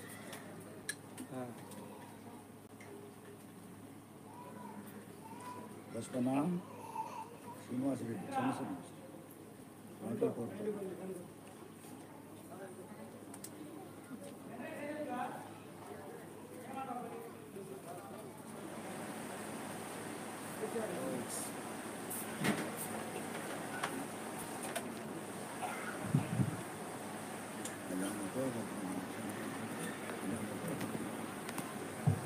ఇక్కడ ఉన్నారా లేదా? ఏమని రాశాడు సొలొమోను? దేని కాలమునందు అది చక్కగా జరుగునట్లు సమస్తమును నియమించి ఉన్నాడు.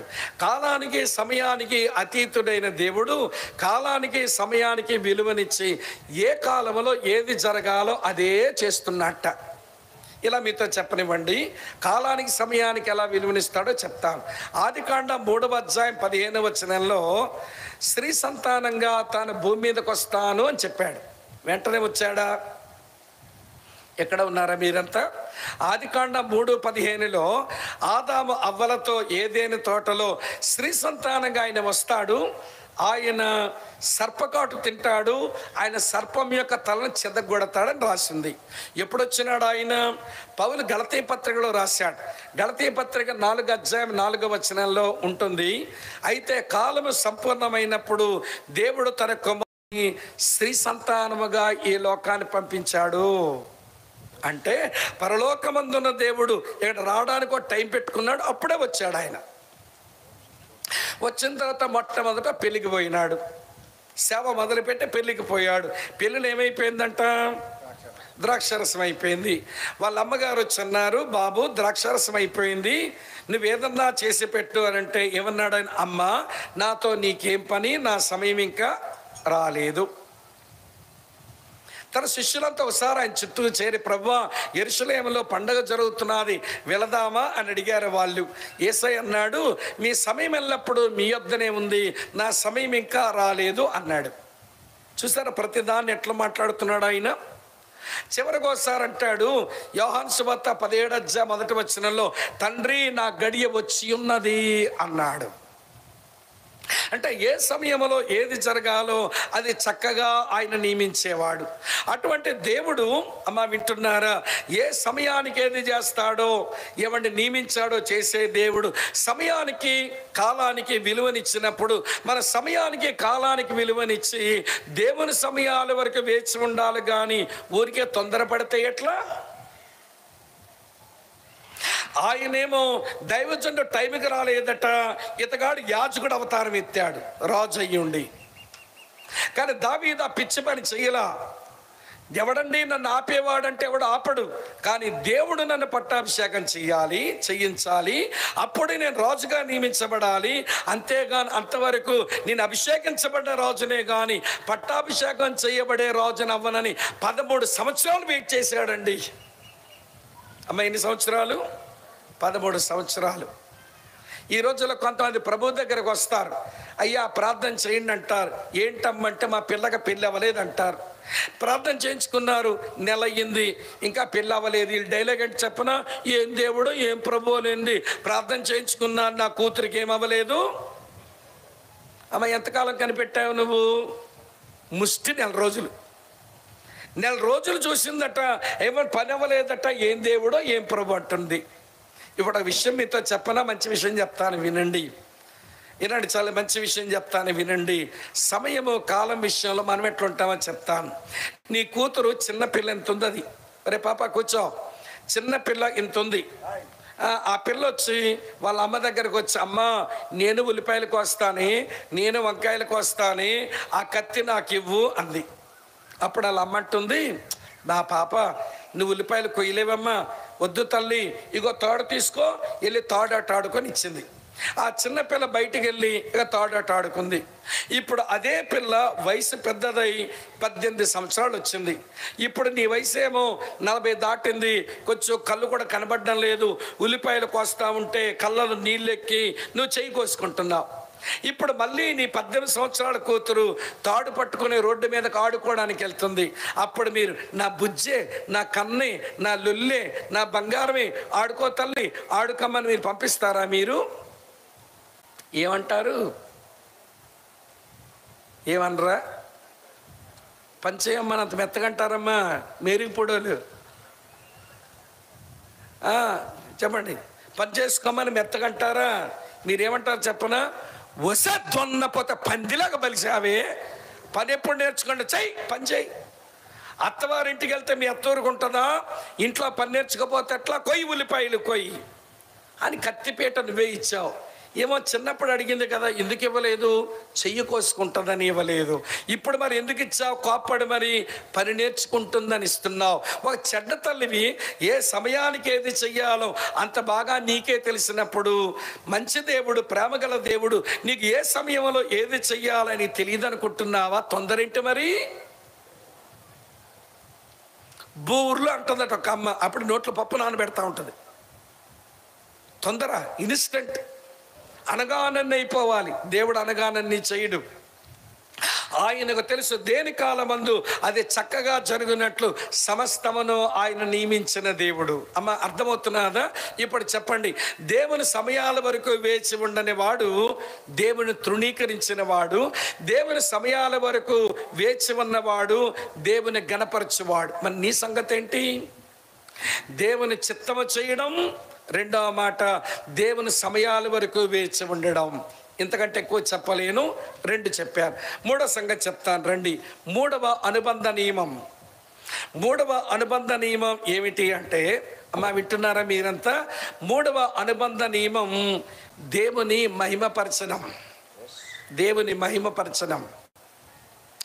దేవుని మహిమపరిచేవాడే దేవుని గణపరచువాడు. మళ్ళీ సౌలు విషయానికి వద్దాం రండి. చదువుతున్నాను, సమూయేలు మొదటి గ్రంథం 15వ అధ్యాయంలో చదువుతున్నాను చూడండి ప్రియులారా. ఇలా రాసి ఉంది 12వ వచనం. ఉదయమున సమూయేలు లేచి సౌలును ఎదుర్కొనుటకు పోగా, సౌలు కర్మేలునకు వచ్చి అక్కడ జయసూచకమైన శిలను నిలిపి తిరిగి గిల్గాలుకు పోయినన్న సమాచారం వినెను. ప్రియుల, అమాలేకీయుల మీదకు దేవుడే యుద్ధానికి వెళ్ళమన్నాడు. సౌలు వెళ్ళి జయం పొంది వచ్చాడు. వెంటనే ఏం పెట్టుకోవాలి? దైవజనుడిని పిలిచి కృతజ్ఞత కూడికి పెట్టుకోవాలి. బలిపీఠం ఏది? దైవజనుడేడి? కృతజ్ఞత కూడికి. అది ఏం లేవు. ఆ కర్మేల పర్వతం దగ్గరట ఒక శిలాపలకం పాతుకున్నాడట. నేను అనుకుంటాను, శిలాపలకం ఎందుకు పాతాడు? శిలాపలకం దేనికి సూచన అంటే, నేను అనుకుంటాను ఆ శిలాపలకం మీద రాతి ఇలా ఉండుంటదేమో.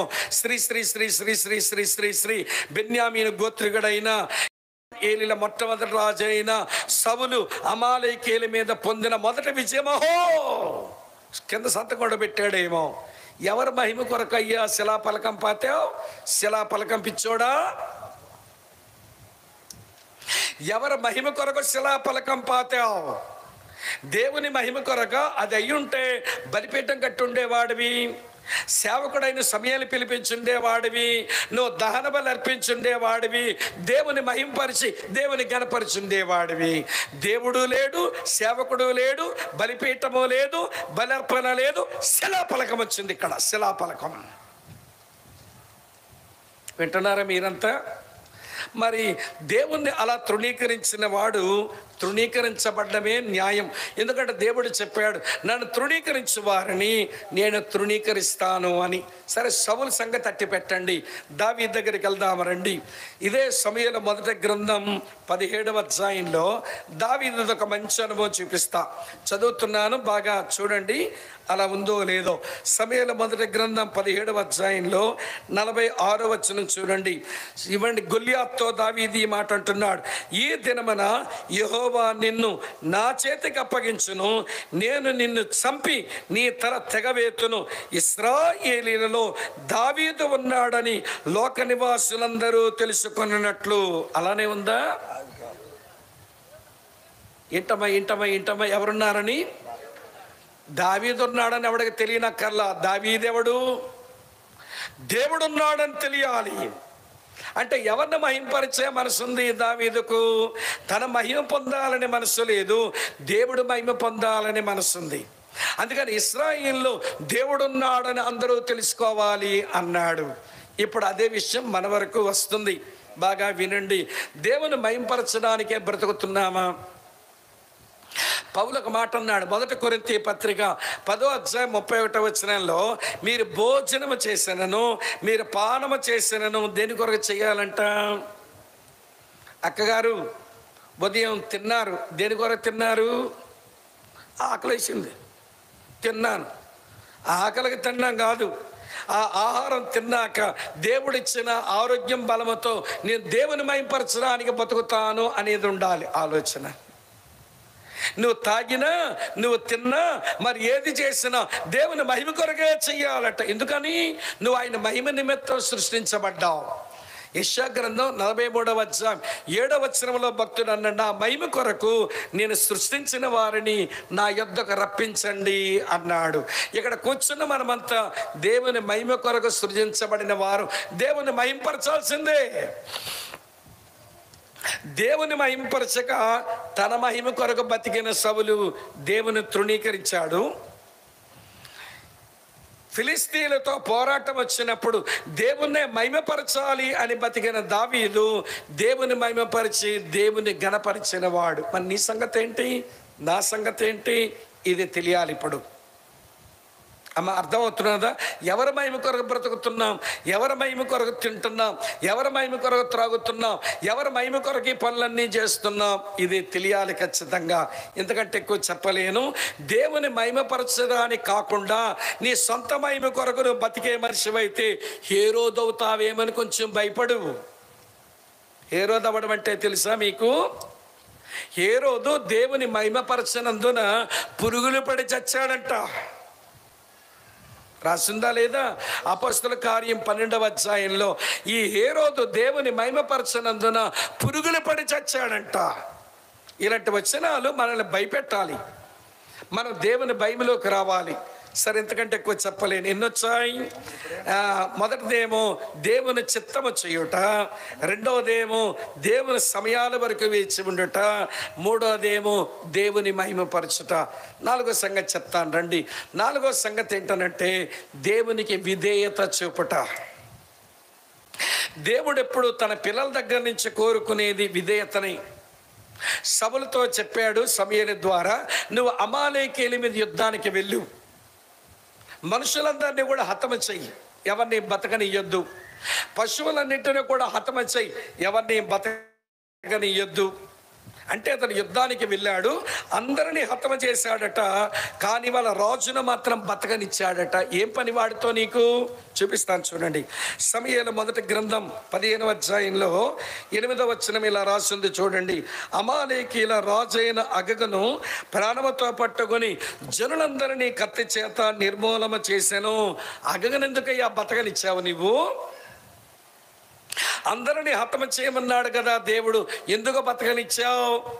నా ధ్యానంలో నాకు అర్థమైన విషయం ఏంటనంటే, అగగను ఎందుకు బతకనిచ్చాడంటే, హలో వినండి, అమాలేకీయుల మీదకెళ్ళి నేను జయించి వచ్చాను, ఇదిగో నా ట్రోఫీ, ఇదిగో నా కప్పు, ఇదిగో నా షీల్డ్ అని అగగను చూపించుకుందామని, తాను పొందిన జయము చూపించుకుందామని అగగను ట్రోఫీలాగా మిగిల్చుకుందాం అనుకున్నాడు.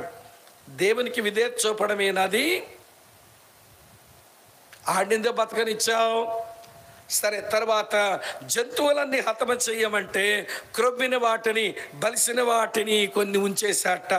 ఇప్పుడు దైవజనుడు సమూయేలు అడుగుతున్నాడు ఈ మాట.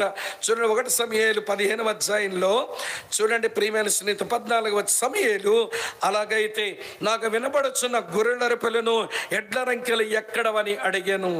అందుకు సౌలు అంటున్నాడు, అమాలేకీయుల యుద్ధ నుంచి జనుల బయటను తీసుకొని వచ్చారు. మరి చంపేపోయావా? ఉంచావు ఎందుకు? ఉత్తుత్తిదే దొంగ మాటలు. మనుషుల మీద తోసేస్తున్నాడు అంతే దొంగరాజు. ఎవడు మనుషులు తెచ్చారు లేపోని, ఎవడు చాలామంది వారు చేసిన తప్పు నొప్పుకోరండి, ఎవరి మీద నెట్టేస్తారు. ఏమయ్యా అహరోను దూడబొమ్మ చేసావంటే నేను చెయ్యలా, మనుషులందరూ బంగారాలు పడేస్తే దూడైపోయిందంట. ఇటు బంగారాలన్నీ పడేస్తే దూడైపోద్దా? చెక్కకుండా, తయారు చేయకుండా, నువ్వు ఆమోదించకుండా ఎవరి మీద తోసేద్దామనే రకాలు ఉంటారు. ఇక్కడ సౌలు కూడా అంతే. ఎందుకయ్యా జంతువు నుంచావంటే జనులు ఉండనిచ్చారయ్యా. చూడండి, జనులు వీటిని తీసుకొచ్చారు. నీ దేవుడని యెహోవాకు బలర్పించుటకు జనులు గొర్రెల్లో ఎడ్లలో మంచి వాటిని ఉండనిచ్చారు, మిగిలిన వాటిని మేము నిర్మూలన చేసేతిమి.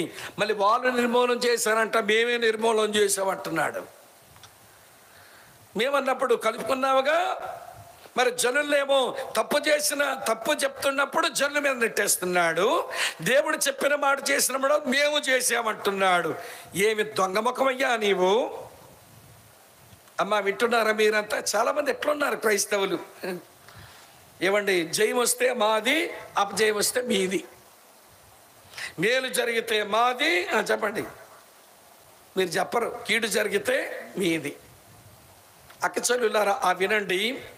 ఇప్పుడు దైవజనుడు అంటున్నాడు, ఏం పాడు పని చేసావయ్యా నీవు?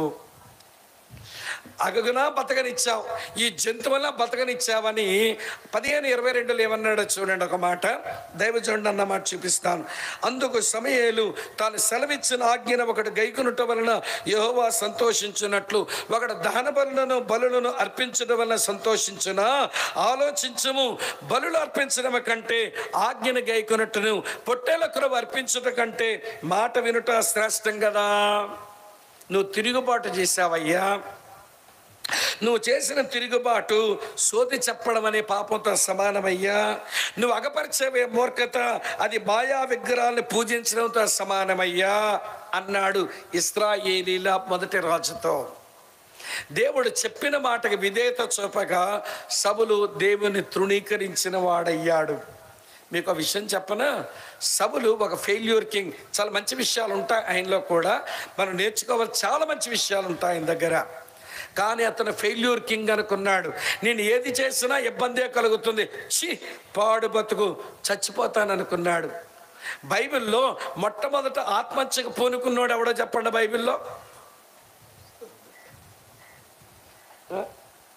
బైబిల్లో మొట్టమొదట సూసైడ్ కమిట్ చేసుకోవాలనుకుంది ఎవరో చెప్పండి? ఇశ్రాయేలు మొట్టమొదటి రాజు, అభిషేకించబడిన వాడు, ఆత్మహత్య చేసుకుందాం అనుకొని అక్కడ ఆయుధాలు పెట్టించుతారు, దాని మీద పడతాను, ఆయుధాలన్నీ కోసేస్తాయి, రక్తం గారిపోతుంది, చచ్చిపోతాను అనుకున్నాడు. ఆయుధాల మీద పడ్డాడు, ఆయుధాలు కొంచెం కోసాయి, కానీ చావు వచ్చింది కాదు. వింటున్నారా లేదా? ఆయుధాల మీద పడ్డాడు, రక్తం కారింది, చావు వచ్చింది కాదు. చావు రాకపోతేను అలాగే ఎవడో పోతున్నట్ట, ఒరే బాబు ఒకసారి రా అన్నాడు. వాడు వచ్చాడు. రాగానంటాడు, నేను ఆత్మహత్య చేసుకుని ఇట్లా చావాలనుకున్నాను, ఆయుధాల మీద పడ్డాను, కానీ నా చావు వచ్చింది కాదు. నీ చేతిలో ఈట ఒకటి కనబడుతుంది కదా, దాంతో నన్ను పొడిచి చంపేవా? దాంతో కొంచెం పొడిచినని చంపేవా అన్నాడు. వాడేమో ఈటు పట్టుకొని మీదకి వచ్చేస్తున్నాడు సౌలుని పొడిచి చంపేయడానికి. అప్పుడు సౌలు అంటున్నాడు, ఒరే ఎలాగ పొడి చంపేలా కనబడుతున్నావు, కానీ ఇంతకీ నువ్వు ఎవడవరా? నీ అడ్రస్ ఏంటి? సచ్చినోడికి నీకు ఆడి అడ్రస్ ఎందుకు? సావబోతున్నాడు కాడి అడ్రస్ ఎందుకు? ఒకవేళ దేవుని ముందు నన్ను చంపాడని చెప్పుకుందాం అనుకున్నాడో ఏం పోడో కానీ అడ్రస్ అడుగుతున్నాడు. మీకు ఒక విషయం చెప్పనా? వాడి చేతిలోనే చచ్చాడు. వాడు అంటున్నాడు, నేను ఎవడనా? అమాలేకీయుడను. అమాలేకీయులు అందరినీ చంపేమన్నాడు కదా దేవుడు. మరి అమాలేకీయుల చేతిలో చచ్చాడేంటి? దేవుని పిల్లలకు దేవుడు ఏదైతే చంపేసుకోండి మీ జీవితంలో అన్నాడో అది చంపకపోతే దాంతోనే చస్తాం. దేవుడు మన జీవితంలో ఏదైతే చంపేసుకోమంటున్నాడో దాన్ని మన బ్రతుకులో చంపేసుకోకపోతే దాంతోనే మనం చస్తాం. ఇది గుర్తుపెట్టుకోండి. ఎప్పుడైనా అవిధేయుడై సగం విధేయుడు, సగం అవిధేయుడు, సంపూర్ణమైన అవిధేయుడు. మీకు అర్థమవుతుందో వ్యర్థమవుతుందో? సగం విధేయుడు, సగం అవిధేయుడు, రెండూ కలిపితే సంపూర్ణమైన అవిధేయుడు, దేవుని తృణీకరించిన వాడు. మరి దావీదు ఎట్లున్నాడట? పౌలన్న తన ప్రసంగంలో చెప్పాడు దావీదు విధేయతల గురించి. అపోస్తల కార్యాలు 13వ అధ్యాయం 22వ వచనం చూడండి. తరువాత అతనిని తొలగించి దావీదును వారికి రాజుగా ఏర్పరచెను, మరియు ఆయన నేను యెష్షయి కుమారుడైన దావీదును కనుగొంటిని, అతడు నా ఇష్టానుసారుడైన మనుషుడు, నా ఉద్దేశములు అన్నా కొన్నా. అమ్మ బైబిల్ చూస్తున్నారా మీరు? ఉద్దేశాలు అన్నా కొన్నా. ఇటమ్మ చెల్లి, ఉద్దేశములన్నీ నెరవేర్చునని చెప్పి అతని గురించి సాక్ష్యం ఇచ్చాను. దావీదు నా ఉద్దేశాలను నెరవేర్చేవాడు, అనగా నాకు సరిగా విధేయత చూపడం అలవాటైన వాడు. దేవునికి విధేయత చూపని సౌలు దేవుని తృణీకరించేవాడు. దేవునికి విధేయత చూపించిన దావీదు దేవుని గణపరిచిన వాడు. 4 విషయాలు మనం చూసాం. దేవుని చిత్తం చేయడం, దేవుని సమయాల వరకు వేచి ఉండడం, దేవుని మహిమపరచడం, 4వది దేవుని విధేయత చూపడం. 4 వచ్చాయిగా, 5 చెప్తాను రండి. 5వ సంగతి, అనుబంధ నియమం ఏంటంటే దేవుని సేవకునితో అంటి పెట్టుకొని ఉండడం. మీకు మంచి రహస్యం చెప్పనా? గుర్తుపెట్టుకుంటారా? ఒక మంచి రహస్యం చెప్తాను, వినండి. ఒక 4 ముక్కల రహస్యం ఇది, బాగా మనసులో గుర్తుపెట్టుకోండి. మనం దేవుని ఆత్మతో మన సంబంధం ఉండి బ్రతికితే, అమ్మ అక్క చెల్లి వినండి, మన దేవుని ఆత్మతో సంబంధం ఉండి బ్రతికితే మంచి వివేచన మనకు వస్తుంది. దేవుని యొక్క వాక్యముతో సంబంధం ఉండి బ్రతికితే మనకు మంచిగా తీర్మానాలు చేయడం వస్తుంది. దేవుని సంఘముతో సంబంధం ఉండి బ్రతికితే మనకు మంచి భక్తి అబ్బుద్ది. దేవుని సేవకునితో సంబంధం ఉండి బ్రతికితే మంచి క్రమశిక్షణ అబ్బుద్ది. మళ్ళీ చెప్పనా? ఆత్మతో సంబంధం ఉంటే, వింటున్నారా లేదా? ఆత్మతో సంబంధం ఉంటే వివేచన వస్తుంది, వాక్యంతో సంబంధం ఉంటే తీర్మానాలు చేయడం వస్తుంది, సంఘముతో సంబంధం ఉంటే భక్తి అబ్బుద్ది, సేవకులతో సంబంధం ఉంటే క్రమశిక్షణ అబ్బుద్ది. కొంతమందికి సేవకులతో సంబంధం ఉండదు. అమ్మ వింటున్నారా? సేవకులతో వీరికి సంబంధం ఉండదు. ఆ కారణం చేత క్రమశిక్షణ లేకుండా వీళ్ళు గాలికే పుట్టినట్టు, గాలికే పెరిగినట్టు గాలి బతుకుతుంటారు. గాలి క్రైస్తవులు. నేను క్రమశిక్షణ చేసే ఒక దేవుని సేవకుడు నీకున్నాడా? ఒక స్థానిక సంఘములో కట్టుబడి ఉండి క్రమశిక్షణ కలిగిన భక్తి నేర్చుకుంటున్నావా? ఇది గంభీరమైన ఆలోచన. ఈ సభను దేవుని సేవకంతో కనెక్షన్ కట్ చేసేసుకున్నాడు. చూపిస్తాను చూడండి. 1 సమూయేలు గ్రంథం, తప్పుడు కొంచెం తగ్గించండి. 1 సమూయేలు గ్రంథం 15వ అధ్యాయంలో చదువుతున్నాను చూడండి. 35వ వచనం. సౌలు బ్రతికిన దినములన్నిటిను సమూయేలు అతను దర్శించ వెళ్ళలేదు. ఏంటట? సౌలు బ్రతిక దినములన్నిటిను సమూయేలు అతను దర్శించడానికి వెళ్ళలేదు. పోనీ దైవజనుడు రాలా, ఎందుకంటే ఆయన ఒకటి చెప్తుంటే నువ్వొకటి చేస్తున్నావు. సేవకుడు కోపగించుకున్నాడు, నీ ఇంటికి రావడం మానేశాడు. మరి నువ్వు పోరాదా? అయ్యా దైవజనుడా, గాడిదలు వెతుకుంటూ పోతే నువ్వు నన్ను కనుగొన్నావు, నువ్వే కదా నన్ను అభిషేకించావు, నువ్వే కదా ఇశ్రాయేలు మీద మొట్టమొదటి రాజుని చేశావు, నువ్వు రాకపోతే నా బతికేమైపోతుంది అయ్యా, ఏం చెయ్యాలో తెలియదు, ఎక్కడ పోవాలో తెలియదు, నాకు నడిపింపు ఉండదు కదా, నువ్వు నా ఇంటికి రాకపోతే ఎలాగని ఈయన వెళ్ళొచ్చు కదండి ఆయన ఇంటికి. కొంత విశ్వాసాలు ఎలాగుంటారంటే, మీ ఇంటికి మా ఇల్లంత దూరము, మా ఇంటికి నీ ఇల్లంతే దూరం. నువ్వు మా ఇంటికి రావడం మానేస్తే నేనెందుకు నీ ఇంటికి రావాలి? ఎక్కడున్నారా లేదా? బాగా అర్థమవుతున్నట్టుంది మీకు. నువ్వు మా ఇంటికి రావడం మానేస్తే నేనెందుకు నీ ఇంటికి రావాలి? ప్రియులారా, ఇది మంచి వైఖరి కాదు. దైవజనుడు సేవకుడు సరే నేనే తప్పులు చేశాను, ఆ కారణం చేత నా దగ్గర రావడం మానేసి నేనే పోతా అని అనుకోలేదు సౌలు. కట్. నీకు నాకు సంబంధం లేదు. ఒక విషయం చెప్పనా మీకు, సమూయేలుతో సంబంధం తెంచేసుకుని ఇప్పుడు దేవుని యొక్క అభిప్రాయాలు, దేవుని నడిపింపు తెలుసుకోవడానికి ఎక్కడికి పోయాడో తెలుసా అండి? చదువుతున్నాను చూడండి. సమూయేలు మొదటి గ్రంథం 28వ అధ్యాయంలో, సమూయేలు మొదటి గ్రంథం 28లో చదువుతున్నాను 6వ వచనం. యెహోవా యొద్ద విచారణ చేయగా యెహోవా స్వప్నము ద్వారానైనను ఊరిమి ద్వారానైనను ప్రవక్తల ద్వారా ఏమీ సెలవీయటం లేదు ఈయనకి. అప్పుడు ఏం చేశాడంటే సౌలు, మన కొరకు మీరు కర్ణపిశాచము గల ఒక స్త్రీని కనుగొనండి, నేను పోయి దాని చేత విచారణ చేతునని తన సేవకులకు ఆజ్ఞివ్వగా వారి చిత్తము ఎందోరులో కర్ణపిశాచము గల ఒకటి ఉన్నదని అతనితో చెప్పి అవ్వ అవ్వ అవ్వ అవ్వ అవ్వ అవ్వ. ఇశ్రాయేలీల రాజు, దైవాత్మ కలిగిన రాజు, మొట్టమొదటి రాజు, ఈయనేమో సలహాల కొరకు, నడిపింపు కొరకు కర్ణపిశాచం కలిగిన ఆడదాని దగ్గరికి పోతున్నాడు. ఈరోజు సేవకులతో సంబంధాలు ఉండవు కానీ కర్ణపిశాచాల దగ్గర పోతుంటారు మనోళ్ళు. మీ కర్ణపిశాచాలు చెప్పనా? ఉన్నారా లేదు ఇక్కడ? మన ఎలాంటి కర్ణపిశాచాల దగ్గర పోతుంటారంటే, ఆయన ప్రార్థన చేసి నూనె బుడ్డి ఇచ్చేస్తే జబ్బులు తగ్గిపోతాయి, నూనె బుడ్డి తెచ్చుకుంటుంది కర్ణపిశాచం. అతగాడు కర్ణపిశాచం, ఈయన ఒక పెద్ద వైద్యం, నూనె ఒక పెద్ద వైద్యం. అతను అమ్ముతున్నాడటండి రుమాల గుడ్డలు, అవి కొనుక్కుంటే జబ్బులు పోతాయంట. వెళ్ళి రుమాల గుడ్డలు కొనేసుకోవటం. అక్కడికి 7 వారాలు వెళ్తేనటండి రోజులు బాగుంటాయటండి. 7 వారాలు పావట. కర్ణపిశాచాలు దగ్గర పరిగెడుతుంటారు. దేవుని సంఘము, దేవుని సేవకుడు, దేవుని వాక్యంతో కనెక్షన్స్ ఉండవు వీళ్ళకు. వింటున్నారు లేదు? సిగ్గు లేకుండా, బిడియపడకుండా వినండి. ఒక ఆడపిల్ల ముందుకెళ్ళి, ఒక రాజువి, అభిషేకించబడిన వాడివి, అమ్మా నాకేదో చెప్పవా, ఒక సలహాను అడుక్కొని బతుకొచ్చిందేంటి?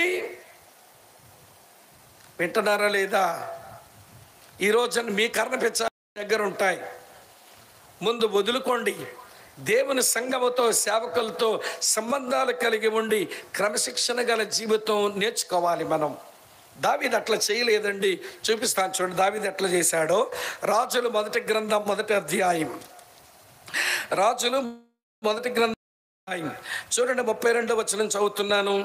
రాజులు మొదటి గ్రంథం 1వ అధ్యాయం 32వ వచనం. అప్పుడు రాజు అయిన దావీదు యాజకుడైన సాదోకును, ప్రవక్త అయిన నాతానును, యెహోయాదా కుమారుడైన బెనాయాను నా యొద్దకు పిలిపించండి, వారి దగ్గర నుంచి నేను సలహా తీసుకోవాలి. మంచం పట్టేశాడండి, చచ్చిపోతున్నాడండి. చచ్చే వరకు దేవుని సేవకులతో సంబంధాన్ని తెగేసుకోలేదు. నాతానుతో సంబంధం ఉంది. అమ్మా వింటున్నారా? మనం చదివిన వచనంలో సాదోకుతో సంబంధం ఉంది, బెనాయాతో సంబంధం ఉంది. దేవుడు ఇచ్చిన దేవుని యొక్క నడిపింపగలిగిన ఆ సేవకులతో కనెక్షన్ తెచ్చుకోలేదు చచ్చే వరకు దావీదు. వింటున్నారా లేదా మీరు? దేవునితో సంబంధం ఉండి బతికిన వాడు, దేవుని కనపరచువాడు, దేవుని సేవకులతో సంబంధాలు తెంచుకున్నవారు దేవునిని తృణీకరించేవారు. సౌలు తృణీకరించాడు, దావీదు గణపరిచాడు. ఎన్ని చెప్పాను ఇప్పుడు? 5 చెప్పా. 6 చెప్తాను వినండి. 6వ సంగతి, 6వ అనుబంధ నియమం అదేంటనంటే దేవుని యుద్ధములు చెయ్యుట. సౌలు యుద్ధాలు ఒకసారి లిస్ట్ చెప్పండి. మొట్టమొదటి యుద్ధం, అమ్మ వింటున్నారా లేదా, ఫిలిస్తీన్లతో చేశాడు. తర్వాత అమాలేకులతో చేశాడు. తర్వాత యుద్ధం మళ్ళీ ఫిలిస్తీన్లతో చేశాడు. ఇక తర్వాత యుద్ధాలన్నీ దావీదుతో చేశాడు. ఇంట్లో ఉన్న వాళ్ళతో యుద్ధం ఏంటమ్మా నీకు? ఇంట్లో ఉన్న వాళ్ళతో యుద్ధం ఏంటయ్యా నీకు? నిన్ను ఎవరితో యుద్ధం చేయడానికి దేవుడు నిన్ను రాజుగా అభిషేకించాడు? చెయ్యి, నీ చేతనైతే. యుద్ధం వచ్చాయి, హిత్తీలతో యుద్ధం వచ్చాయి, హివ్వీలతో యుద్ధం వచ్చాయి, గిర్గేషీలతో యుద్ధం వచ్చాయి, అమోరీలతో యుద్ధం వచ్చాయి, యబూసీలతో యుద్ధం వచ్చాయి, పెరిజీలతో యుద్ధం వచ్చాయి, ఫిలిస్తీన్లతో యుద్ధం వచ్చాయి, అమ్మోనీలతో యుద్ధం వచ్చాయి, మోయాబీలతో యుద్ధం వచ్చాయి. వీళ్ళ కదా దేవునికి శత్రువులు. వాళ్ళతో యుద్ధాలు మానుకొని ఇంట్లో ఉన్న వాళ్ళతో యుద్ధం ఏంటండి? వింటున్నారా లేదా? ఎప్పుడైనా మనం ఇంట్లో ఉన్న వాళ్ళతో యుద్ధాలు పెట్టుకుంటే బయట యుద్ధాలు మానేసి విచక్షణ జ్ఞానం పోతుంది మనకి. మళ్ళీ చెప్పనా, బయట వాళ్ళతో దేనితో యుద్ధం చెయ్యాలి సరేలేండి, మళ్ళీ మనుషులతో యుద్ధాలు అనుకుంటారు. మళ్ళీ ఇది చెప్పేయాలి ఇక్కడే, మన మనుషులతో యుద్ధాలను చేసే వాళ్ళం కాదు. అయితే మన పోరాటం సాతానుతో, లేదా మన పోరాటం లోకముతో, లేదా మన పోరాటం మన శరీరంతో. మన చేతనైతే ఈ మూడింటితో యుద్ధం చెయ్యాలి. అంతేగాని ఇంట్లో ఉన్న వాళ్ళతో యుద్ధం ఏంటి? అత్తమ్మతో యుద్ధం కోడల పిల్ల లేపింది, కోడల పిల్లతో యుద్ధం అత్తమ్మ గారు లేపారు. వింటున్నారా లేదా? అన్నదమ్ముడితో యుద్ధం ఇంట్లో అన్నదమ్ములు ఎత్తారు. సంఘములో సహోదరుల మధ్య యుద్ధం సహోదరులు లేపారు యుద్ధం. సంఘములో సహోదరుల మధ్య యుద్ధం సహోదరులు లేపారు యుద్ధం. అసలు ఎవరితో యుద్ధం చెయ్యాలని భూమి మీద ఉంచాడు మనల్ని. మనం ఎవరితో యుద్ధాలు చేస్తున్నాము? ఏమయ్యా సౌలు, నీ యుద్ధం చేయవలసింది ఎవరితో? అవి మానేసి ఇంట్లో ఉన్నోడు దావీదుతో యుద్ధం మొదలెట్టావేమి? చెప్తాను ఇప్పుడు చూడండి. ఇంట్లో ఉన్న వాళ్ళతో యుద్ధాలు మొదలు పెడితే విచక్షణ జ్ఞానం పోయి మాట్లాడుతాం మనం. సౌలు కూడా అలాగే మాట్లాడాడు. చూపిస్తాను చూడండి. సమూయేలు మొదటి గ్రంథం చదువుతున్నాను చూడండి ప్రియులారా, 20వ అధ్యాయం 30వ వచనం. సమూయేలు మొదటి గ్రంథం 20వ అధ్యాయం 30వ వచనం చూడండి. సౌలు యోనాతాను మీద అంటే కొడుకు మీద బహుగా కోపపడి, ఆగడగట్టు దాని కొడుకా, నీకును నీ తల్లి మానవునకు సిగ్గు కలుగునట్లుగా నువ్వు యెష్షయి కుమారుని స్వీకరించిన సంగతి నాకు తెలియదు అనుకుంటున్నావరా? విచక్షణ జ్ఞానం కోల్పోయి అభిషేకించబడిన వాడు, ఇశ్రాయేలు రాజు, దైవాత్మ కలిగి ఉండవలసిన వాడు అమ్మ కొడుకుని తిట్టినప్పుడు ఎవరిని తిడుతున్నాడు? తిట్టుకుంటే కొడుకుని తిట్టుకోరాదా? ఈ మగాళ్ళకే మాయిదారు రోగమో. పిల్లలు తిట్టాలనుకోండి అమ్మకేసి తిడుతుంటారు. మీ అమ్మమ్మ లాంటిదిరా, మీ మేనమామ ఇలాంటోడురా, మీ పిన్ని ఇలాంటిదిరా, మీ అమ్మ ఇలాంటిదిరా. అరే నీ కొడుకునో కూతుర్నో తిట్టుకోవాలనుకున్నప్పుడు ఆ పిల్ల అమ్మ తరపుని వేసుకుని తిడతామే మగ మహారాయిల్లారా. ఏమండి ఆ తల్లి వైపోలు బంధువులు వేసుకుని తిడతావే? ఏమి నీ వైపోలంతా దేవదూతలా? మీ తమ్ముడు మీ చిన్నాన్న లాంటోడురా, మీ మేనత్త లాంటోడురా, మీ నాన్నమ్మ లాంటోడురా అని నీ వైపోలు వేసుకుని తిట్టమే. ఇది మగాళ్ళకున్న మాయిదారు రోగం. మొదన స్టెప్ మగాళ్ళు తిట్టవలసి వస్తే భారీ వైపోల మీదకి వెళ్ళిపోతాడంటో వాళ్ళు చవకైపోయారు ఈయనకి. కాకపోతే మగాళ్ళు ఏమనుకోకండి, మన రోగమే చెప్పా. తిట్టవలసి వస్తే పిల్లల్ని తిట్టుకోవచ్చుగా, కోప్పడొచ్చుగా. ఆడపిల్ల వైపు భారీ వైపుల మీద వెళ్ళిపోతుంది. మీ పిన్ని లాంటిదిరా, మీ మేనమామ ఎట్లాంటోడురా, మీ పెద్దమ్మ లాంటిదిరా, మీ అమ్మమ్మ లాంటిదిరా. ఈయన గారు తరుపులని పెద్ద దేవదూతలై కూర్చున్నారు దిక్కుమాలినోళ్ళు. వింటున్నారా లేదా? ఇప్పుడు యోనాతాన్ని తిట్టుకోవాలనుకుంటున్నాం. దావీదుతో స్నేహం చేసినందుకు యోనాతాన్ని కోపాడు. ఆగడగుట్టు దాని కొడుక అని నీ భార్యను ఆగడగుట్టుదంటావే? నీకును నీ తల్లి మానవులకు సిగ్గు కలుగునుగా కంటున్నాడు. అభిషేకించబడిన వాడు విచక్షణ జ్ఞానం కోల్పోయాడేంటండి? ఇంట్లోతో యుద్ధాలు పెట్టుకుంటే విచక్షణ జ్ఞానాలు పోతాయి. కుటుంబంలోనైనా సంఘంలోనైనా లోపలున్న వాళ్ళతో మనం పోట్లాడి పెట్టుకోకూడదు. వింటున్నారా లేదా? మీరు అర్థం అవడం లేదు మీకు. అర్థమవుతుందమ్మా? మరి దావీదు ఎవరితో పెట్టుకున్నాడు యుద్ధం? ఫిలిస్తీన్లతో చేశాడు, అమాలేకులతో చేశాడు. అమ్మ ఆలకిస్తున్నారా? వినండి. ఆయన మోయాబీలతో చేశాడు. అమ్మ వింటున్నారా ఈ మాట? అమ్మోనీలతో యుద్ధం చేశాడు. ఎవరితో యుద్ధాలు చెయ్యాలో వాళ్ళతోనే చేశాడు. దావీదు సౌలు మీద ఎప్పుడైనా యుద్ధం ప్రకటించడం చూశారా? దావీదు సౌలు మీద యుద్ధం ప్రకటించడం ఎప్పుడైనా చూశారా? లేదు. పోనీ ఇదే దావీదు అబ్షాలోము మీద యుద్ధం ప్రకటించడం చూశారా? ఇంట్లో యుద్ధం ఏంటండి? వాళ్ళ దగ్గర పారిపోతున్నాడు కానీ యుద్ధం ఆడడానికి ప్రయత్నం చేయటంలా. ఆత్మ సంబంధాలు అలాగే ఉంటారు. ఇంట్లో ఉన్న వాళ్ళతో దెబ్బలాట్లో పెట్టుకోరు. ఏమమ్మా అత్తమ్మ గారు, నీ కోడలి పిల్లతో దెబ్బలాటేంటి? ఏమమ్మా కోడలి పిల్ల, మీ అత్తమ్మతో నీకు పోట్లాటేంటి? మా ముందుకు వచ్చినప్పుడు ఎంత సాత్వికమైన చెల్లో ఈ కోడల చెల్లి. కానీ ఇంటికి వెళ్ళాలి, అత్తమ్మని అడగాలి మీ కోడల పిల్ల సంగతి ఏంటో. ఆ కోడలు కుక్క అంటుంది ముసలిది. కొంతమంది అత్తమ్మలు మా మధ్యకు వచ్చినప్పుడు సంఘాల్లో మాకు ముదిరిన దేవదూతల్లా కనబడతారు, దేవదూత అమ్మలు. వీళ్ళు కోడల్ని అడగాలి, ఏంటమ్మా మీ అత్తమ్మ సంగతి, ఆంటీ సంగతి ఏంటనంటే, అమ్మో అత్త రాక్షసా అంటది. కోడల పిల్లకేమో అత్తమ్మ రాక్షసి, అత్తమ్మ గారిగా కోడల పిల్ల కుక్క. వీళ్ళు మా సంఘాల్లో తగలడతారు. మళ్ళీ వచ్చి రొట్టె విరుస్తారు, మొక్క తింటారు, ద్రాక్షరసం నోట్లో వేసుకొని తాగేస్తారు, సేవకులతో ప్రార్థన చేయించుకుంటారు. ఏమి నంగనాచులు రా నంగనాచులు. నంగనాచులు అంటే వేషధారులు. మళ్ళీ ఏదో అనుకునేరు బాబోయ్. చెప్పండి, ఎవరితో మన యుద్ధం? కూర్చోవాలా? ఎవరితోనండి మన యుద్ధాలు? ఇంట్లో ఉన్న వాళ్ళతో పోగొట్టుకుంటే విచక్షణ జ్ఞానం కోల్పోయే డేంజర్ ఉంది, జాగ్రత్త. సౌలు దావీదుతో యుద్ధం పెట్టుకున్న తర్వాతనే మరికొంచెం క్షీణ దశకు వెళ్ళిపోయాడు ఆయన. దావీదు అన్నాడు, ఇంట్లో ఉన్న వాళ్ళతో యుద్ధం ప్రకటించలేదు. వాళ్ళు యుద్ధం ప్రకటించుకొని వాళ్ళు చంపాలనుకుంటే చంపాలనుకొని. కానీ దావీదు వెరీ స్పెషల్, చాలా ప్రత్యేకంగా ఉన్నాడు. అమ్మ వింటున్నా, సౌలు చెయ్యవలసిన దేవుని యుద్ధాలు చెయ్యక దేవుని తృణీకరించాడు. దావీదు చేసిన దేవుని యుద్ధాల వలన దేవుని ఘనపరిచాడు. ఎన్నొచ్చాయి? ఇంకా 4 నరవడానికి 3 నిమిషాలు ఉంది. మీ కర్మ. వినండి ఇంకోటి, 4:30 అయ్యి ఆపేవాడినే. ఇంకా 3 నిమిషాలు ఎందుకో బాకీ వచ్చింది. మధ్యలో డిస్టర్బ్ చేయలేదు కనుక నేను డీవియేట్ అవ్వలేదు కాక 3 నిమిషాలు మిగిలింది. ఓకే, 7వ విషయం చెప్తాను వినండి. 7వ అనుబంధ నియమం ఏంటనంటే, ప్రధాన నియమం కింద దేవుని మందిరం మీద శ్రద్ధ. ఏంటమ్మా? ఇద్దరికి ఒకటే వచనం, ఎందుకంటే 3 నిమిషాలు ఉందిగా. ఇద్దరికి ఒకే వచనం చూపిస్తా, నాతో రండి.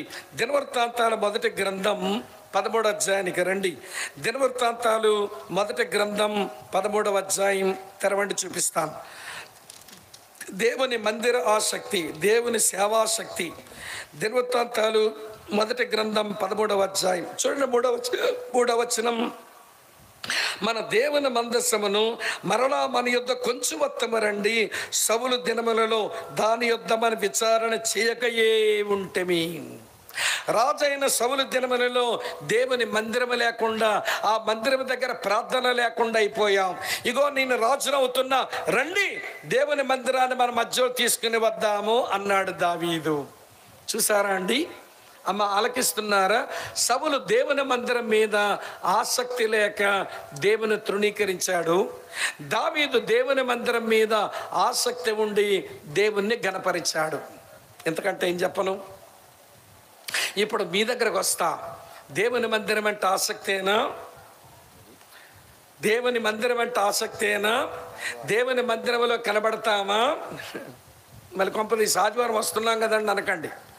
బైబిల్ స్టడీ ఉంటుంది, లేదా ఉపవాస ప్రార్థన ఉంటుంది, లేకపోతే సంఘములో సేవకుల చేత నియమించబడిన నియామక కూడికలు ఉంటాయి. వస్తామా? ఆదివారం రావడమే పెద్ద ఎక్కువ. బొగ్గల బల్లీలు గట్టు ఆదివారం రావడమే పెద్ద ఎక్కువ. బొగ్గపోటు పొడిచే పల్లోడు కొట్టినోడు లేక ఈ మహాతల్లికి. ఎప్పుడు నేర్చుకుంటావక్క?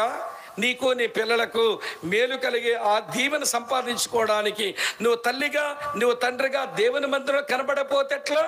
ఆవు పొలములో మేస్తే దూడ ఒడ్డును మెయ్యునా? తల్లిదండ్రులైన మీరు దేవుని మందిరంలో ఉండి దేవుని ఆరాధించడం రాకపోతే మీ పిల్లలు కనబడతారా? ఈ మధ్య ఒక ఆమె ఏడుస్తుంది, అనయా అని ఏడుస్తుంది. నేను ఆవిడ ఒంటరిగా చెప్పాల, మందిరంలోని మెసేజ్ మధ్యలో చెప్పా. ఏమన్నాను తెలుసా?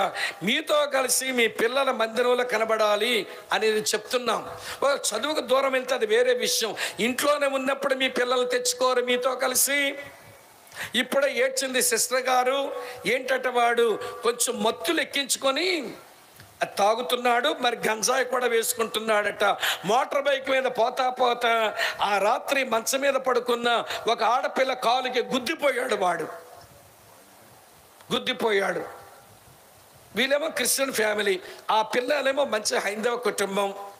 వాళ్ళ బంధువులు, వాళ్ళ పెద్దలంతా కలిసి వాడు కనబడితే చంపేస్తామంటున్నారట. ఇప్పుడు ఇంట్లోంచి పారిపోయి 2 నెలలు అయిపోయింది. లబోదిబోమని ఏడుస్తుంది. ఏడుపు ఎందుకు వచ్చింది? ఈ రోజున మందిరానికి కొడుకుని తెమ్మంటే తెచ్చేది కాదు. ఇక్కడ చాలా మందికి అదే చెప్తున్నా, మీరు మీ పిల్లల్ని దేవుని మందిరం నడిపించుకోకపోతే, మీరు క్రమంగా రాకపోతే, ఆవు పొలంలో మేస్తే దూడ ఒడ్డున మేయదు. నువ్వు మందిరం ఎగ్గొట్టే దొంగవైతే నీ పిల్లలు మందిరం ఎగ్గొట్టే దొంగలవుతారు. నువ్వు దేవుని వాక్యం విన తల్లివైతే నీకు దేవుని వాక్యం వినదు. నీ కుటుంబానికి నువ్వే అరిష్టం తెచ్చుకుంటావు, నష్టం తెచ్చుకుంటావు. వినండి ప్రియులారా, దేవుని మందిరమును ఇష్టపడిన దావీదు దేవుని గణపరచువాడు, దేవుని మందిర పరిచర్యను లెక్క చేయని వాడు, దేవుని తృణీకరించేవాడు. అయిపోయింది. ఇప్పుడు దేవుడు నియమం పాటించాలిగా. ఏంటి నియమం? నన్ను గణపరచువారిని నేను గణపరుస్తా, నన్ను తృణీకరించే వారిని నేను తృణీకరించేస్తానన్నాడు. సౌలుని ఎలా తృణీకరించాడో చెప్పనా? దేవుని యొక్క చిత్తం చేయడం రానోడు, దేవుని సమయాల వరకు వేచి ఉండని వాడు, దేవుని మహిమపరచినటువంటి వాడు, దేవునికి విధేయత చూపని వాడు, దేవుని సేవకులతో అంటుకట్టబడి ఉండని వాడు, దేవుని యుద్ధాలు చేయటం మానేసిన వాడు, దేవుని మంది శ్రద్ధ లేని వాడు నన్ను తృణీకరించిన వాడు. నేను తృణీకరిస్తున్నా. సౌలు గురించి దావీదు అన్న మాట మనలో ఎవరి గురించి దేవుడు ఆ మాట అనకుండా ఉండునుగాక అనుకుంటాను. ఏమన్నాడు తెలుసా? సౌలుకు నా కృపను దూరం చేస్తున్నాను. కృపే దూరం అయితే బతికే ఉందండి భక్తిలో. సౌలుకు దేవుని కృప దూరం అయిపోయిందంట.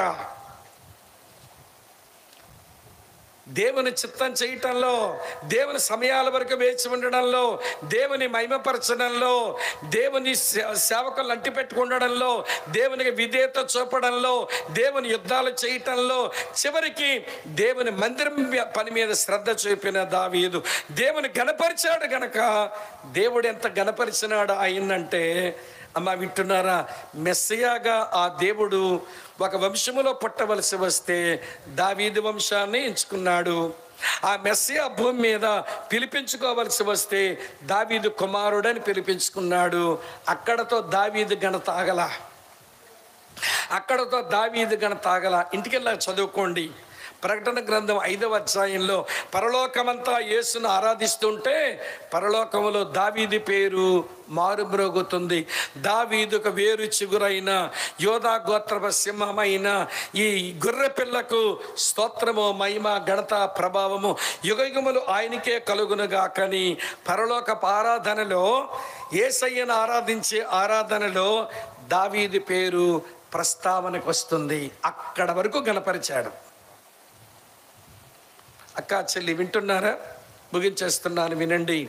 నేను మీ తండ్రినైతే మీరు నా పిల్లలైతే, నేను మీ యజమానుడనైతే మీరు నా దాసురాండ్రైతే నాకు భయపడేవాడెక్కడ? ఉదయం చెప్పా. ఇప్పుడు అడుగుతున్నాడు అదే దేవుడు, నన్ను గణపరచువారెక్కడా అని అడుగుతున్నాడు. గణపరచడం వచ్చా? నేను 7 చిన్న నియమాలు చెప్పాను. ప్రధాన నియమం కింద ఏలీకి వచ్చింది సందేశం, లెక్క చెయ్యలా. ఆ సందేశాన్ని గుణపాఠంగా సౌలు నేర్చుకోవాలా. కానీ దావీదు నేర్చుకొని తన జీవితాన్ని అతను మేలుకరంగా మార్చుకోగలిగాడు. ఈ సాయంకాలపు వేళ ఈ 7 విషయాలలో దేవుని గణపరుస్తూ, దేవుని గణపరచుదాం. దేవుడు నిన్ను గణపరచక మానడు. ఒక చిన్న ఉదాహరణ చెప్పి ముగించేస్తున్నా. నేను రక్షించబడిన తొలి రోజుల్లో ఇంట్లోంచి గెంటేస్తేను చర్చిలో ఉండి అన్ని పనులు చేసేవాడిని. ఈ మధ్య అంతా మాకు పరిచర్య చేస్తున్నారు కానీ బాబు నేను పరిచర్య వచ్చినోడిని తొడ్డం వచ్చు, తడిగొడ్డ పెట్టడం వచ్చు, ఓడవటం వచ్చు, బలలేయడం వచ్చు, కరపాలు వేయచ్చు. ఈ మధ్య మాకు ఎక్కువ పరిచర్య చేస్తున్నారు తమ్ముళ్ళు. నేను అక్కడి నుంచి మొదలెట్టా భక్తి. అయితే మా మందిరంలో ఒక ఆయన ఉంటాడు, ప్రసాద్ అతని పేరు. ఉత్త ప్రసాద్ కాదు, అందరు రక్షాప్రసాద్ అని పిలుస్తారు. ఆయన ఆదివారం అయితే అందరికంటే ముందు వచ్చేసి మొత్తం అంతా గొడ్డ పెట్టేసి, కుర్చీలు వేసేసి, తాగడానికి నీళ్ళు పెట్టేసి, ముందు అందరికంటే ముందు మోకరించి ప్రార్థన చేసుకునేవాడు మా రక్షాప్రసాద్. నేను మా పాస్టర్ గారు అన్నాను, పాస్టర్ గారు రక్షాప్రసాద్ ఎంత యోగ్యుడో, భక్తి అంటే అతని దగ్గర నేర్చుకోవాలి, మందిరం అంటే పిచ్చండి ఆయనకి అని అంటే మా పాస్టర్ గారు అన్నారు, స్వామి ఆదివారం ఇతను ఇంత చక్కగా పనిచేస్తాడు కానీ ఆదివారం ఆయనకి భోజనం ఉండదు తెలుసా అన్నారు. ఏమండి ఎందుకని అంటే ఆదివారం బండేయడం లేదట, భార్య ఏమో భోజనం పెట్టదంట చర్చికి పోతున్నామని. మరి సోమవారం నుంచి శనివారం ఎవరు సంపాదించి పెట్టారు? ఈయన సంపాదించి పెట్టినంత బాగా తింటది మహాతల్లి, కానీ వింటున్నారా లేదా? ఏమండి ఆదివారం బండేయడంట, అందుకే ఆ రోజు ఇంట్లో భోజనం పెట్టదంట. ఆవిడంటే విజయనగరం కంటోన్మెంట్ ఏరియాలో గెంజిపేటలో చాలామంది హడల్ చీరకొచ్చి ఇట్లా దోపిందంటే అవతలోడు ఎవడైనా అవుటే. మా అక్కంత గంపనూరు ఆమె భయంకరమైన ఆవిడంటే భయపడతారు అందరూ. ఈ భర్త కూడా కొంచెం భయమేనేమో, ఇక ఆదివారం తిండి లేకుండా ఉంటాడు అని చెప్పారు. నేను అన్నాను, మరి నాతో పాటు భోజనం చేస్తానండి ఆయనకి, ఏదో గ్లాస్ బియ్యం పెట్టుకుంటా, దానికి అడిషనల్ గ్లాస్ బియ్యం పెడతా, ఏదో ఒకటి మీరు ఇస్తారు కదా మీకు కలిసి తింటామని అంటే, అతనికి చాలా సెల్ఫ్ రెస్పెక్ట్ ఎక్కువ స్వామి, నువ్వు వాళ్ళు చెప్పిన భోజనానికి రాడు ప్రసాదం అన్నారు. అడిగి చూస్తానని అడిగితే నీకెందుకు బాబు కష్టం, ఇంట్లో ఉంటుంది అంటున్నాడు. నాకు తెలియదు అనుకోవాలి ఇంటి గొడవ. పోనీ ఉంటే రాత్రి తిందువులే ప్రసాద్ అన్న, నాకు ఫెలోషిప్ లేదు, నాతో కలిసి భోజనం చేయరాదా అంటే, ఇక నాతో పాటు ప్రతి ఆదివారం నాతో కలిసి ఉండేవాడు. ఏమంటే గాడ్ సర్వెంట్ ఆయన, ఏదో సాంబారు కూర పెట్టేవాడు, మేము కొంచెం అన్నం తినేవాళ్ళం, కలిసి ప్రార్థన చేసుకునేవాళ్ళు. మంచి ఫెలోషిప్ రక్షాప్రసాద్తో నాకు. తర్వాత నాకు ఉద్యోగం వచ్చి నేను వెళ్ళిపోయా. తర్వాత 2 సంవత్సరాలు అయింది అక్కడ పోలేదు, ఏదో పని మీద వచ్చా. మళ్ళీ అక్కడికి వచ్చి నేను సిటీ బస్ కొరకు యువతలు నిలబడ్డాను. అవతల మా ప్రసాద్ నిలబడ్డాడు. నాకు అనుమానం ఉంది మా ప్రసాద కాదని, ఎందుకంటే మా ప్రసాద్ హాఫ్ నెక్ వేసుకుంటాడు, ఒక మురికి పట్టినటువంటి టీషర్ట్ వేసుకుంటాడు, రక్షాతో ఉంటాడు. ఇప్పుడు ఆయన అట్లా కనబడ్డంలా, చేతిలో క్యారేజు, ఒక ఎంప్లాయీలా కనబడుతున్నాడు. మా ప్రసాద కాదని నేను చూస్తున్నా, మా స్వామిబాబు కాదని ఆయన చూస్తున్నాడు. మొత్తం చూపులు కలిసాయి, నవ్వుతూ గబగబ వచ్చేస్తున్నాడు. ఏంటన్నా ప్రసాద్ అన్నా బాగున్నావు అంటే బాగున్నా అన్నా. ఏమిటి వాళ్ళకం ఇలా తయారయ్యావు ఆఫీసర్ లాగా అన్నాను. దేవుడు నన్ను దీవించాడు స్వామిబాబు, నాకు రైల్వేలో ఉద్యోగం వచ్చింది. నేను రైల్వేలో ఉద్యోగం చేస్తున్నా, ఇగో అటువైపు కోరుకొండ వైపు ట్రాక్ మీద పనిచేయడానికి వెళ్ళాలి, నేను క్యారేజ్ పట్టుకుని వెళ్తున్నా, అక్కడ బట్టలు మార్చుకుంటాను, డ్యూటీకి వెళ్తున్నాను అన్నాడు. చాలా సంతోషం ప్రసాద్, చాలా సంబరం అయిపోయింది నేను చూశాక అని చెప్పి నా పనులన్నీ చూసుకొని, ఏమండి మా సేవకుడు ఆయన్ని కలిసా, నేను ఇట్లా ప్రసాద్ని కలిశానండి రోడ్డు మీద, ఉద్యోగం వచ్చిందంట కదనంటే, మా సేవకుని నోట వచ్చిన మొదటి మాట, స్వామి తన్ను గణపరచు వారిని దేవుడు గణపరుస్తాడు, తను తృణీకరించే వారిని దేవుడు తృణీకరిస్తాడు. ఈ మాట ఎంత నిజమైందో ప్రసాద్ జీవితంలో. ఎన్నో కష్టాలు పడ్డాడు, కానీ మందిరాన్ని ప్రేమించాడు, దేవుణ్ణి ప్రేమించాడు, సేవను ప్రేమించాడు, దేవుని గణపరిచాడు. దేవుడు ప్రసాదాన్ని గణపరచక మానలేదు. ఇప్పుడు చెప్పండి, చివరి మాట చెప్పనా? నన్ను గణపరచు వారిని గణపరచదను, నన్ను తృణీకరించువారు తృణీకారమందుదురు. నేను మీ తండ్రినైతే మీరు నా పిల్లలైతే, నేను మీ యజమానుడనైతే మీరు నా దాసులైతే, నన్ను గణపరిచేవారు ఏరి అంటున్నాడు. దేవా నిన్ను గణపరిచే వాళ్ళం ఏ గ్రామంలో మందిరం ముందు కూర్చున్నాం, మిమ్మల్ని గణపరుస్తున్నామని చెప్పగలిగితే సంతోషం, లేకపోతే ఉందాం ఆయన గణపరచడం. తల వంచండి, కళ్ళు మూసుకోండి, ప్రార్థన చేస్తాం.